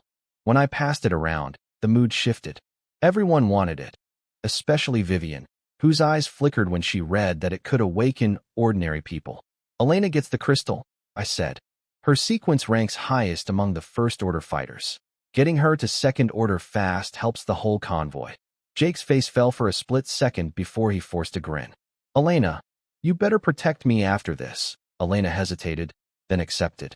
She wanted it badly. No point pretending otherwise. Thank you, Captain. I'll follow your lead. Victor, the corrosion sac is yours. Victor looked at it, then shook his head with a smile. Captain, give it to Jake instead. I'll take a monster material. I don't want to become a creature that can't walk in sunlight. Jake's eyes went red. He literally hugged Victor. Brother. True brotherhood. Victor shoved him off. Get away from me.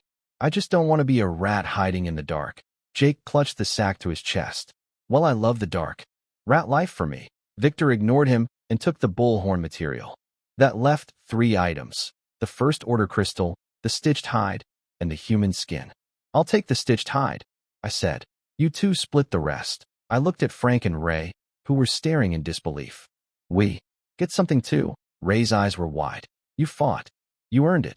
That's how Dawn Convoy works. They looked at each other, stunned and grateful. They'd expected scraps at best. Instead, they each got a material, and with Vivian now officially the convoy's forge master, they could have spirit weapons crafted from them. This was the moment I saw it click in their eyes. Joining Dawn Convoy was the best decision they'd ever made. After the loot was divided, we had a late-night snack around the campfire. Vivian had grilled the last of the fish from Peach Blossom Village, crispy outside, tender inside, dusted with chili. Better than I expected from a professor of mechanical engineering. I washed it down with a cola, bubbles fizzing against my tongue. In the apocalypse, a moment like that felt almost criminal. I headed back to the RV to sleep. The factory room Steve had prepared was clean enough, but that soft RV bed beat a hard plank any day. Sarah stood outside the RV holding Lily, face pink, clearly working through the sleeping arrangements in her head. The walls weren't exactly soundproof. You sleeping in here tonight? She asked carefully. Bed's already made, isn't it? I walked into the bedroom without another word. Outside, Sarah, Ruby, and Lily stared at each other in silence. Ruby finally spoke, face crimson. Sister Sarah? I'm going in. Sarah bit her lip. Keep it down tonight. Ruby's ears turned the color of tomatoes. She bolted through the bedroom door. Meanwhile, Vivian was having the time of her life in the factory, tearing apart abandoned vehicles. She found usable parts, enough for a radio and 3 walkie-talkies. Even better, she discovered 3 trucks, 1 with keys. The other 2 were older models with key ignitions. She rewired both in 10 minutes flat, converting them to push-button start. Steve watched with his jaw on the floor. 3 extra trucks meant hauling supplies, and carrying survivors who'd been struggling on bikes. Vivian told him to check with me about assignments, and Steve wisely decided to wait until morning rather than knock on my RV door. The best room in the factory went to Elena and Vivian after I'd passed on it. Inside, Elena sat on the bed, holding the second-order crystal, staring at it with an odd expression. "Vivian, take this. Use it." Vivian froze. "Give it to me." Elena nodded firmly. "You're one of the most important people in my life. Without a sequence, you're always in danger. This crystal can awaken one. I want you to have it." Vivian stared at the crystal. Every fiber of her being screamed to accept. With a sequence, she'd stop being disposable. No longer an ant that could be crushed or traded away on a whim. She'd be an awakened. A person who mattered. She bit her lip until she tasted blood. Then she smiled, tired, grateful, resolute, and placed the crystal back in Elena's hand. "This is too valuable. Marcus gave it to you, so you could reach second order. Using it on me would be a waste. Your upgrade matters more." Elena shook her head stubbornly and hugged Vivian tight. "Nothing matters more than you." She argued her case with childlike logic. "Marcus didn't use a crystal to reach second order. He just did it naturally. I can feel it. I'm close to breaking through too. So you take it." Vivian's eyes reddened. "You silly girl. I need to ask Marcus first," Vivian said finally. "He assigned it to you. If he says no, I won't touch it. He'll say yes," Elena declared. "He's a good person. And if he doesn't, I'll go convince him myself. He's, weak to pretty girls. I'll offer myself if I have to." Vivian walked to the RV and knocked. When I opened the bedroom door, I was lying with my head on Ruby's lap. Ruby was in a white nightgown that barely reached her thighs, legs folded beneath her, face flushed, fingers still working my temples. Vivian's face went red, and she quickly looked away. Now she understood why Elena kept calling me perverted. "Elena gave me the crystal," she said, eyes fixed on the wall. "She wants me to use it to try awakening a sequence. But it's yours to decide. If you say no, I won't touch it." I lay on Ruby's lap, looking at Vivian standing by the bed. Oil-stained workout clothes, messy hair, smudges on her face, and asking permission to use a treasure that could have guaranteed Elena's promotion to second order. "So she just gave it to you," I said, half laughing. "A guaranteed second-order upgrade, handed over like candy." I wasn't happy about it. Elena's sequence ranked higher than Victor's. Getting her to second order would have made hunting second-order monsters far easier. With everyone at full strength, I'd even started calculating whether we could take down the 1,000-leg serpent. And instead, Elena gave it away for sisterly love. If I was going to use a crystal to awaken an ordinary person, why not Steve, my most loyal follower? Or Ruby, who I'd already conditioned? Or Sarah, who obeyed without question? Why should Vivian get it? "If you don't agree, I'll return it right now," Vivian said, reading my tone perfectly. I waved my hand. "What I gave Elena is hers. What she does with it is her business. You came to ask, that's enough. I don't need to hear about your sisterhood." She stared at me, stunned.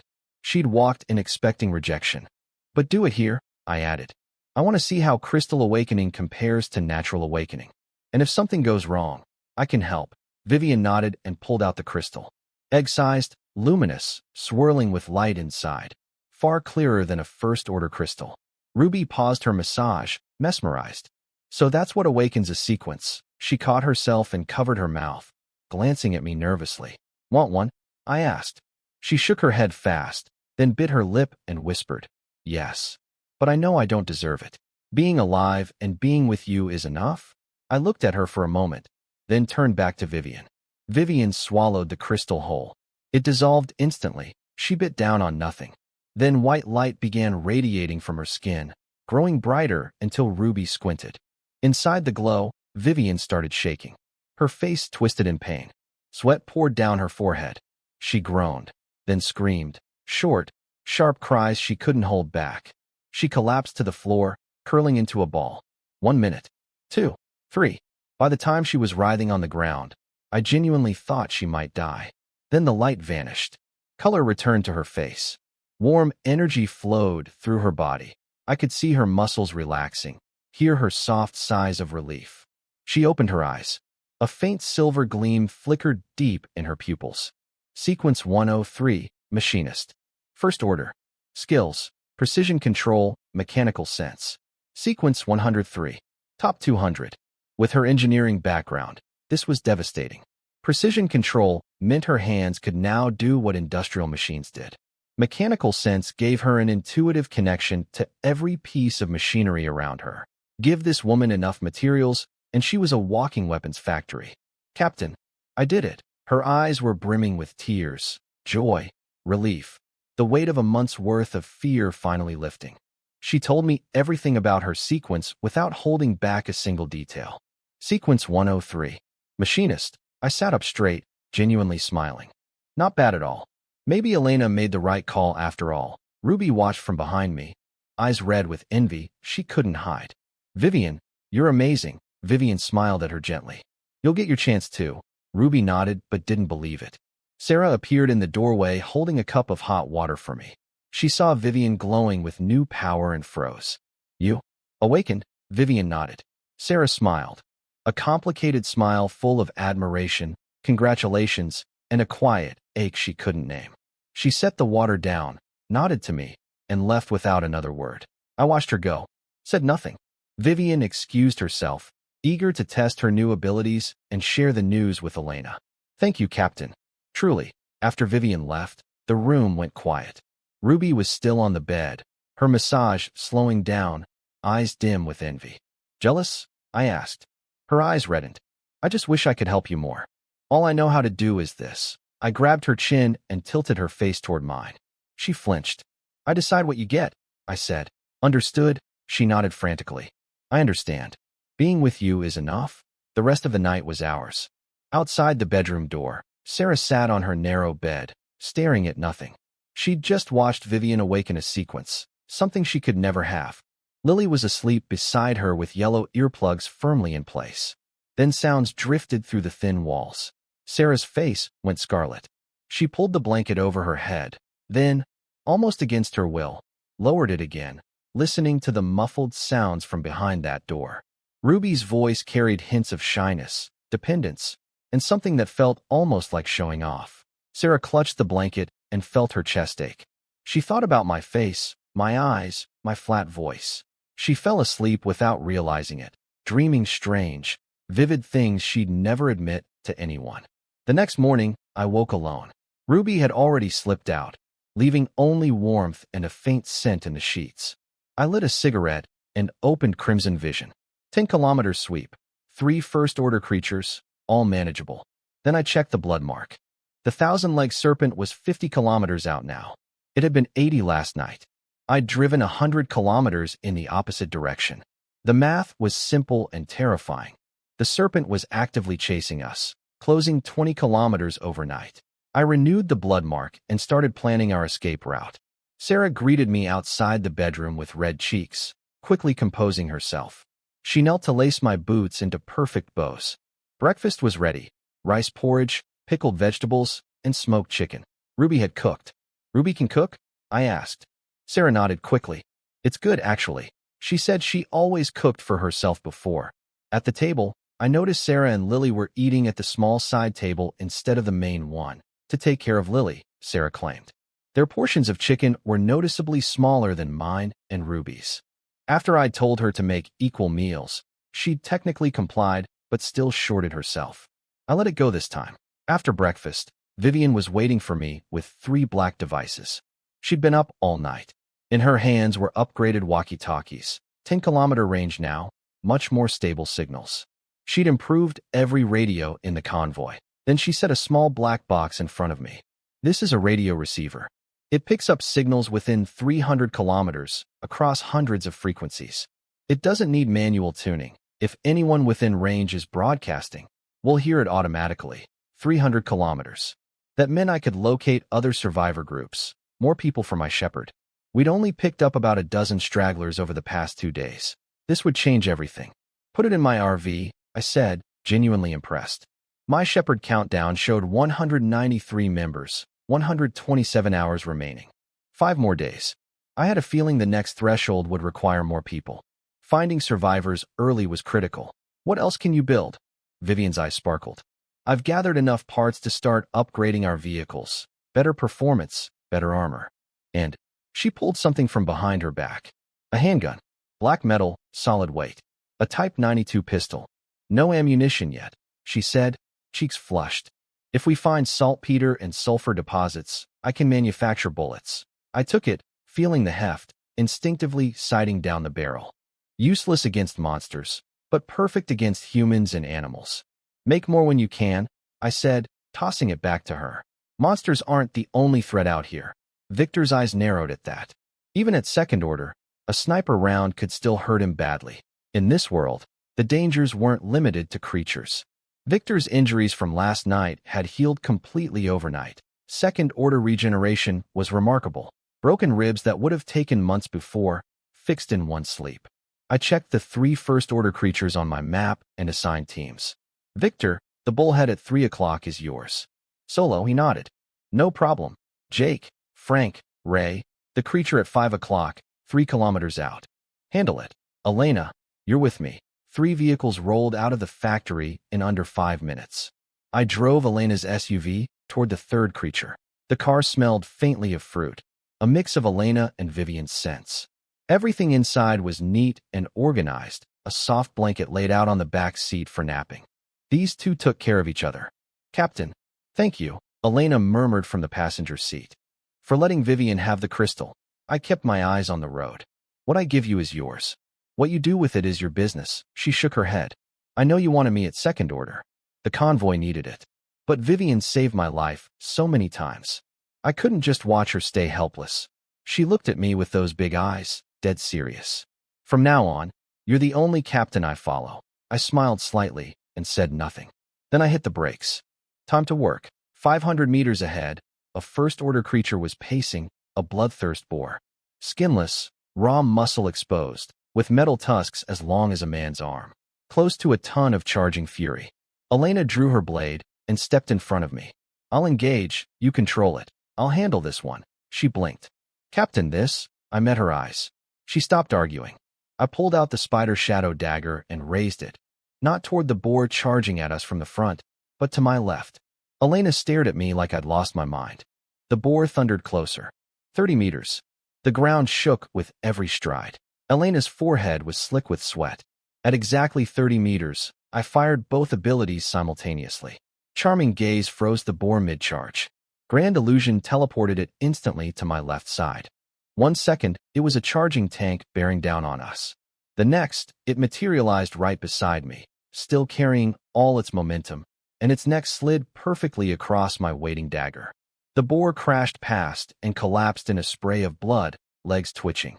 A single clean cut from jaw to hindquarters. Elena's mouth hung open. This was the breakthrough I'd been testing. Grand Illusion on its own was just a survival trick. Crude teleportation within 30 meters, imprecise, dangerous to use offensively because any miscalculation could be fatal. But combined with Crimson Vision, I could see every centimeter of those 30 meters in perfect detail. I could place the target exactly where I needed it, timed to the millisecond. The two abilities together created something far greater than either one alone. 1 plus 1 didn't equal 2, it equaled 10. I walked over to the paralyzed boar and pushed the dagger in once, pulled it out. Dead. A creature that would have given any first-order awakened serious trouble, killed in seconds without breaking a sweat. My left hand went numb from the dagger's backlash. I switched it to my right. Check for materials. We're heading back. Elena snapped out of her daze and found a first-order crystal in the remains. In the car, she kept glancing at me, bursting with questions but trying to stay quiet. I could practically hear her brain buzzing. Go ahead, I said, lighting a cigarette and cracking the window. Is that your ghost eye ability? A second-order skill you didn't tell us about? That's why you only showed 3 skills. You were hiding one. She looked so proud of her deduction. Don't worry, Captain, I won't tell anyone. Your secret's safe with me. I exhaled smoke. Completely wrong. Huh? Then what is it? D-dual sequence. Elena's shriek filled the SUV. Then she slapped both hands over her mouth, eyes bulging. Her face went through about 15 emotions in 3 seconds. Shock, disbelief, excitement, then pure panic.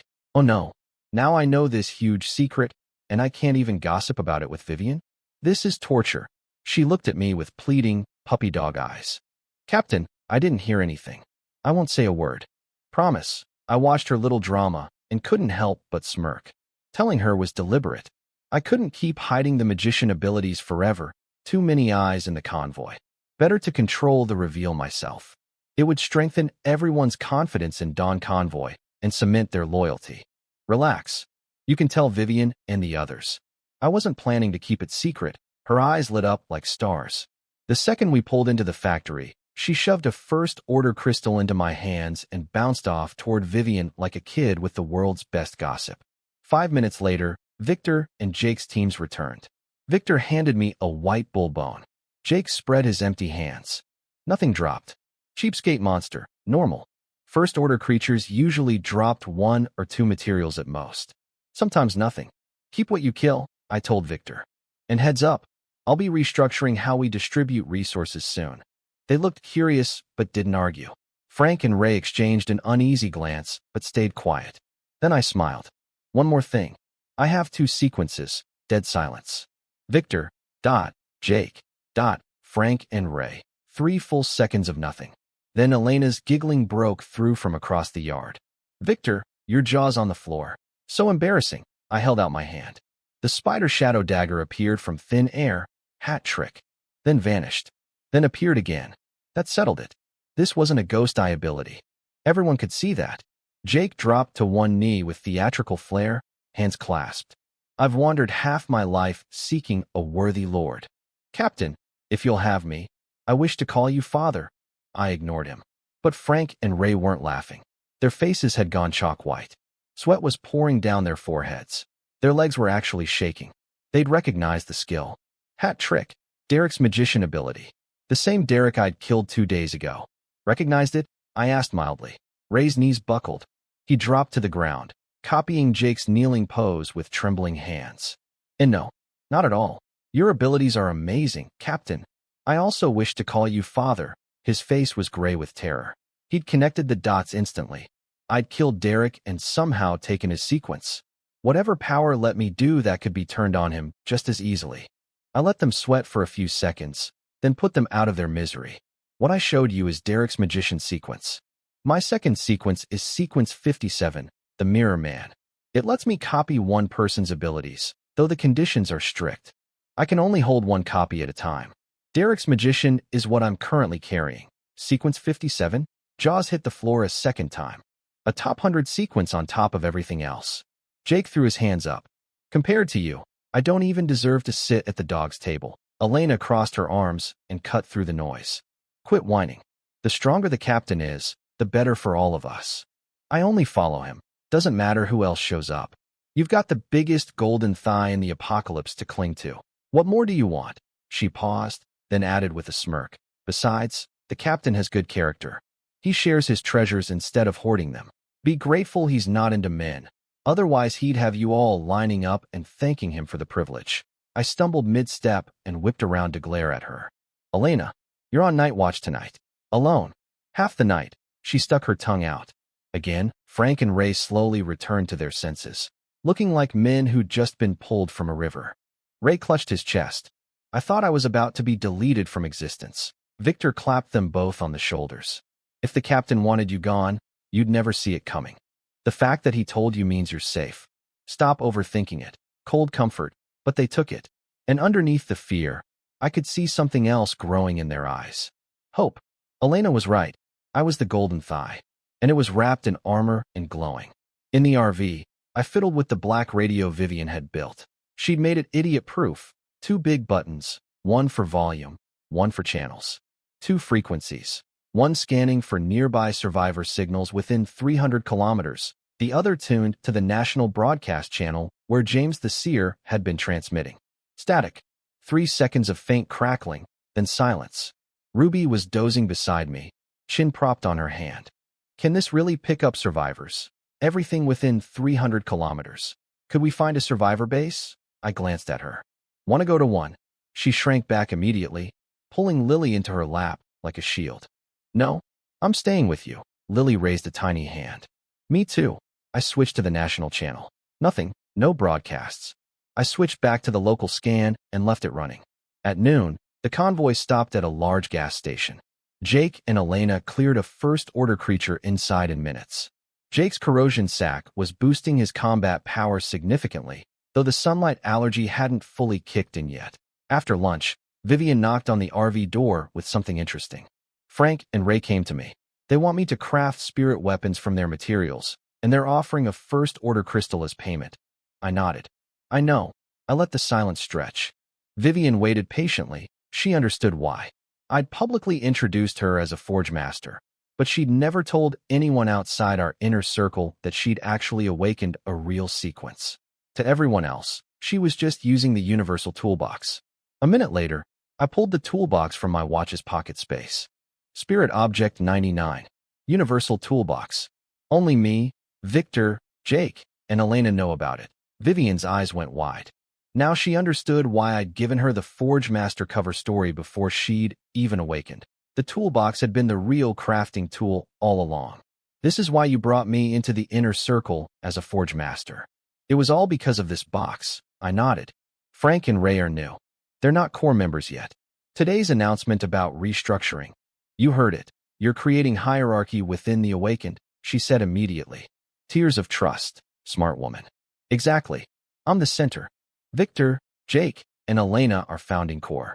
You, Frank, and Ray are key members, important, but not at the same level yet. Second-order fighters can't get the same treatment as first-order. That would be chaos. I sat back. I want to hear your proposal for the new resource system. Vivian gathered her thoughts. This was a test, and she knew it. Ordinary survivors still pay 30%. No change there. For the Awakened Division, you take 50% of all regular supplies as captain. You use that to provide 3 meals a day for the entire core team. I raised an eyebrow. 50%? All spirit materials under my control? You know what you're saying? Absolutely. Her eyes were sharp. Regular supplies barely matter to awakened fighters. But if you control the food and handle meals centrally, nobody has to waste time cooking. I've watched. Victor and Jake eat nothing but instant noodles unless they mooch off you or Elena. Frank can cook, but Ray can't. Central meals solve that. She paused. And it means nobody stockpiles enough supplies to survive long on their own if they leave. They stay dependent on the convoy, on you. I smiled. She'd caught the hidden logic perfectly. The remaining 50%, mostly snacks, personal items, splits into 10 shares. You and Victor get 4 combined. Elena and Jake get 3. Me, Frank, and Ray each get 1. Spirit materials are simpler. You hold absolute distribution rights. That's the lever that keeps everyone loyal and the convoy stable. Absolute control over spirit materials. I repeated, studying Vivian's face. You know how hard that is for other awakened to accept? She smiled confidently. They won't object. Because you're strong enough, important enough, and generous enough. You gave away a second-order crystal without hesitation. You share materials fairly. Everyone knows you understand that a stronger convoy benefits everyone. She placed the universal toolbox on the table and pulled a lump of dark red. Flesh from the dimensional stomach. Material from the creature Jake and Elena had killed at the gas station earlier. Jake and Elena both handed their drops to you voluntarily. Nobody told them to. They trust you, Captain. She was right. And she knew it. Do it, I said. 50% of regular supplies go to the core leadership. Meals for everyone come out of that pool. Steve's people eat from it too. Remaining 50% splits into 10 shares. 4 for me and Victor combined. 3 for Elena and Jake. 1 each for you, Frank, and Ray. All spirit materials come to me. Distribution by contribution. Vivian nodded, looking more relieved than disappointed about her own small share. Security mattered more than snacks. I showed her the toolbox and let her try crafting for the first time. She put in Frank's material with a machete. The tools came alive, hammering, carving, shaping. She watched with the intensity of a scientist discovering a new element, frowning and nodding and making little sounds of revelation. The result was a ranked machete, around 9,000. Her blood cost was about 270 cubic centimeters. Manageable. With 5 of us rotating blood duty, we could craft 10 items a day without anyone suffering, she calculated. Higher-ranked materials cost more blood, I reminded her. Then I pulled out what I'd already crafted from the scavenger's stitched hide. A black jacket, or what used to be one. Now it was covered in patches that looked like living, breathing human skin. Deeply unsettling. Spirit Object 4578. Human Skin Jacket. Abilities. Greatly reduces detection by monsters. blocks partial damage from creatures, resists some mental contamination. Side effect: continuously drains the wearer's stamina. Warning: one day, you may find you can never take it off. 500 cc of blood for this one, I said. The scavenger's second-order material had produced something far superior and far more expensive. Vivian stared at it with fascination rather than disgust. The scientist in her was thrilled. After she left, the new resource system rolled out. Just as we predicted, 0 complaints. Frank and Ray were thrilled about getting regular cooked meals instead of living on instant noodles. Victor shrugged. Jake didn't care. Elena said nothing. Nobody objected to me controlling spirit material distribution either. The weaker members had never gotten much anyway, and the stronger ones trusted me. I set up a cooking team. Sarah was in charge, with Rose, Steve's wife, as her partner. 2 people could handle meals for the core group. Anyone who cooked got a packed meal as payment, which meant Steve's family ate well too. Steve reported on the gas station haul. Every vehicle topped off, plus 1,300 liters of extra fuel stored in one of the 3 trucks Vivian had added to the convoy. Smart. He'd put the fuel truck at the very back so if it caught fire, the explosion wouldn't reach the rest of us. The second truck held the core team's pooled supplies. The third was empty. Some survivors asked if they could ride in the empty truck instead of pedaling bikes, Steve said. I raised an eyebrow. An empty truck was wasted space. And those cyclists were slowing us down. Every minute they lagged was a minute closer the 1,000-leg serpent got. Do any of your people need seats? Steve shook his head. They all have vehicles or spots already. Steve explained the situation. About 20 survivors couldn't keep up anymore. Some had lost their electric scooters when the batteries died and no replacements could be found. Others were elderly. They were all looking at that empty third truck like it was a lifeboat. These people were dragging us down. We'd only covered 20 kilometers all morning because of the walkers, and the 1,000-leg serpent was getting closer every hour. How many? I asked. About 20. They can ride. But their tribute goes from 30 to 50%. Steve nodded without hesitation. No free rides in the apocalypse. He went back and announced it. Complaints erupted immediately. 50%? That's too much. But Steve shut them down with one look. Don't like it, don't ride. Totally voluntary. Now shut up and line up. 15 spots. The truck could squeeze that many. Women with aching legs bit down and signed up first. Within 3 minutes, all 15 slots were filled. The remaining stragglers begged and pleaded, but Steve closed his notebook. No more room. Next time. 10 minutes later, we rolled out. In my mind, the 1,000-leg serpent's red beacon had closed another 20 kilometers. 30 kilometers away now. I sent up 2 pigeons and a swallow to scout. Dove control reaching out in 3 directions. By evening, we camped on a hillside. During the day, the others had brought materials for me to craft into spirit weapons using the toolbox. Minor stuff, low-ranked, but every bit of combat power helped. The serpent had gained another 5 kilometers. 25 out. At this rate, it would catch us in less than 2 days. I still couldn't figure out why it kept stopping and starting. Maybe it was fighting other monsters along the way. If it got wounded in a territorial battle, that could be my chance. My crimson eye still hungered for those black eyes embedded in its face. After consuming the serpent's mental attack last time, my detection range had actually expanded by about 1 kilometer. Absorbing more could push me further. But gambling with a third-order creature wasn't something I could afford right now. Dinner was the first meal under the new system. Rose was cooking at the communal stove, braised cured meat with vegetables. Simple, but the smell carried across the whole camp. Sarah had recruited another woman to help in the kitchen. Victor's eyes were practically falling into the pot. Steve, your wife's cooking is incredible, Jake said, smacking Steve's shoulder. All thanks to the captain, Steve mumbled, genuinely confused about when his wife had gotten this good. Then Ruby came sprinting over, chest heaving, face flushed. Master, the radio has a signal. The word, master, hung in the air. Elena's mouth twitched. Everyone else was too excited to notice. They jumped to their feet, staring at me. I know. Vivian, with me. Everyone else keep eating. Sarah, save 2 portions. I walked to the RV with Vivian close behind. Ruby and Lily got shooed out. Ruby pouted and squatted outside the door, hugging Lily. What's so great about being taller than me? She muttered. When I become awakened someday, I'll outwork her so hard. Inside, Vivian adjusted the radio. Within seconds, a signal broke through the static. Crackling. Fragments of a human voice. Dawn. Base. Survivors. Welcome. The radio signal cleared up enough to make out the message. We are Dawnlight Base. Located in Yong City. Mingwu District. Matu Town. Xiaogan Village. Currently 700 survivors. All are welcome to join. We have food. Shelter. Awakened protection. A real base? My fingers drummed the table. Believable? I asked Vivian. She shook her head immediately. No. That area has nothing but ordinary villages. No fortifications, no concrete walls, no pre-built shelters. A defenseless village holding 700 survivors? Only two explanations. Either they have an extremely powerful awakened, third order at minimum, or it's a trap designed to lure people in. I flicked my Zippo open and closed, the metallic snap filling the silence.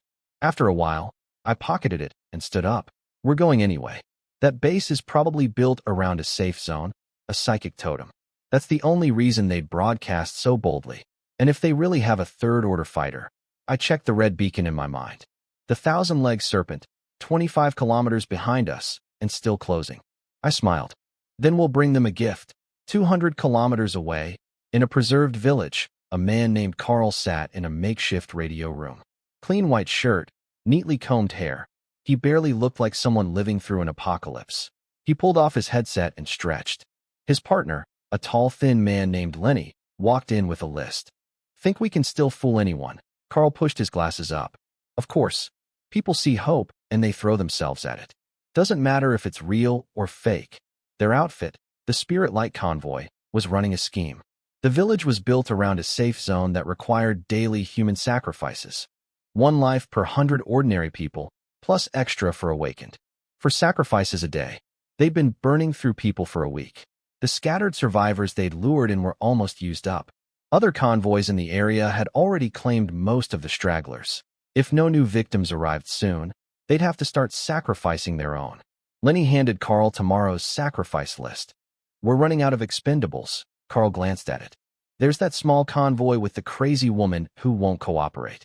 Everyone's been tolerating her. If nobody new shows up in 3 days, someone will volunteer to take her group out. Back in my RV, I lay with my head on Ruby's lap while she massaged my temples. She was nervous about something. Master, did I cause trouble today? Calling you that in front of everyone. I told her not to use master in public. She'd blurted it out when she ran to tell me about the radio signal. Then she pulled something from behind her back. A chain leash and a rolled-up towel shaped into a whip. Her face was so red it looked ready to burst. You can punish me. I stared at the items. Even I couldn't keep a straight face. My mouth twitched uncontrollably. You're into this? You came prepared. Am I punishing you or rewarding you? She looked like she wanted to die of embarrassment. I thought you'd like it. Put those away. Not interested. She nodded frantically, hid everything in a cabinet, and tied her hair up in a ponytail. We moved on to more familiar territory. Over the next 2 days, we drove toward the base. Vivian used her machinist abilities to triangulate the signal, roughly 30 kilometers ahead now. Sarah didn't know the village's exact location either, and old maps were useless after the world merger. Meanwhile, the serpent kept closing in. 25 kilometers behind us. I told Sarah to slow down. The survivors in the back are exhausted. Let them catch up. She looked surprised but obeyed, dropping to 20 kilometers per hour. In the rearview mirror, cyclists were standing on their pedals, desperate not to fall behind. We'd picked up over 100 new survivors along the way. The convoy was growing fast. Captain, are we really just walking straight into this base? Vivian asked, face tense. If they actually have a third order awakened. I closed my eyes and felt the serpent's beacon pulsing behind us. 30 kilometers to the base ahead. 25 to the monster behind. Don't worry. I'll scout first. And if they do have a third-order fighter, I smiled. I have a plan. While we drove toward the base, my pigeons gave me eyes ahead. Xiaogan Village, or what they called Dawnlight Base, was split into 4 zones, each claimed by a different convoy. The largest group, Spirit Light, ran the radio broadcasts. They weren't saviors. They were predators. The safe zone here worked just like Peach Blossom Village, daily human sacrifices. 1 life per 100 people, extra for awakened. Spirit Light and the other convoys had been luring in scattered survivors through radio broadcasts, then feeding them to the totem. A week of this had burned through most of their expendable people. They were getting desperate. Through my pigeon's eyes, I caught a glimpse of something interesting in the smallest zone, the southeast corner. A convoy called Hope, led by a woman named Crystal. About 50 people, 3 awakened, but only 1 at second order. They were starving, down to 1 meal a day, refusing to hand their people over as sacrifices. The other 3 convoys had just delivered an ultimatum: surrender 15 people today, or get wiped out. 7 awakened against 3, the math was ugly. Inside Hope's building, things were falling apart. Crystal's second-order fighter, Liam, had turned on her. He'd been saved by a man named Owen, who died asking Liam to protect the convoy. Now Liam was throwing that debt back in Crystal's face. "I've repaid Owen's kindness 10 times over," he spat. Other second-order fighters live like kings: women, food, power. And here I am, starving, risking my life for a bunch of helpless nobodies. "I'm done." He gave Crystal 3 hours. He and another fighter named Howard were joining Spirit Light. Crystal could come along as his woman, or he'd take her by force. Crystal sat alone on her couch after he left, staring at nothing. Was I wrong? I pulled my attention away from the pigeon and focused on what was behind us. The 1,000-legged serpent. I'd sent a bird to check on it, and the pigeon exploded into red mist the instant it got close, but not before I saw something that made me smile. The serpent was wounded. Badly. Scales shattered, a deep claw mark along its side, half its arms gone, the face and its eyes dimmer than before. Something had fought it along the way, maybe a territorial dispute with another high-level creature. It was weaker, still terrifying, still third order, but damaged. "Speed up," I told Sarah. The RV surged forward. Sarah held it at 40, fast enough to close the gap to the base, slow enough not to lose the cyclists behind us. 20 minutes later, a blood-red sign appeared: Xiaogan Village. A winding path led deeper in. 2 kilometers to the village itself. My crimson vision showed me the layout: 70 households backed against mountains, forest on the left, open plains on the right. Wooden fences topped with barbed wire surrounded the perimeter. A crude gate with 4 or 5 guards. "Go straight in," I said. The convoy rolled down the path. 50-plus vehicles stretching back 100 meters, trailed by cyclists and pedestrians. Over 300 people in total. At the gate, the guards' faces went pale. One grabbed his radio. "We've got a dragon crossing the river." A man named Drake cursed under his breath, scrambling to send people out to greet us. A convoy this size, with this many survivors, rolling up to their doorstep. We were either incredibly strong or incredibly stupid. And stupid people didn't survive long enough to reach this village. Behind us, still closing in, the wounded serpent kept coming. 25 kilometers and shrinking. I smiled. The gift was almost delivered.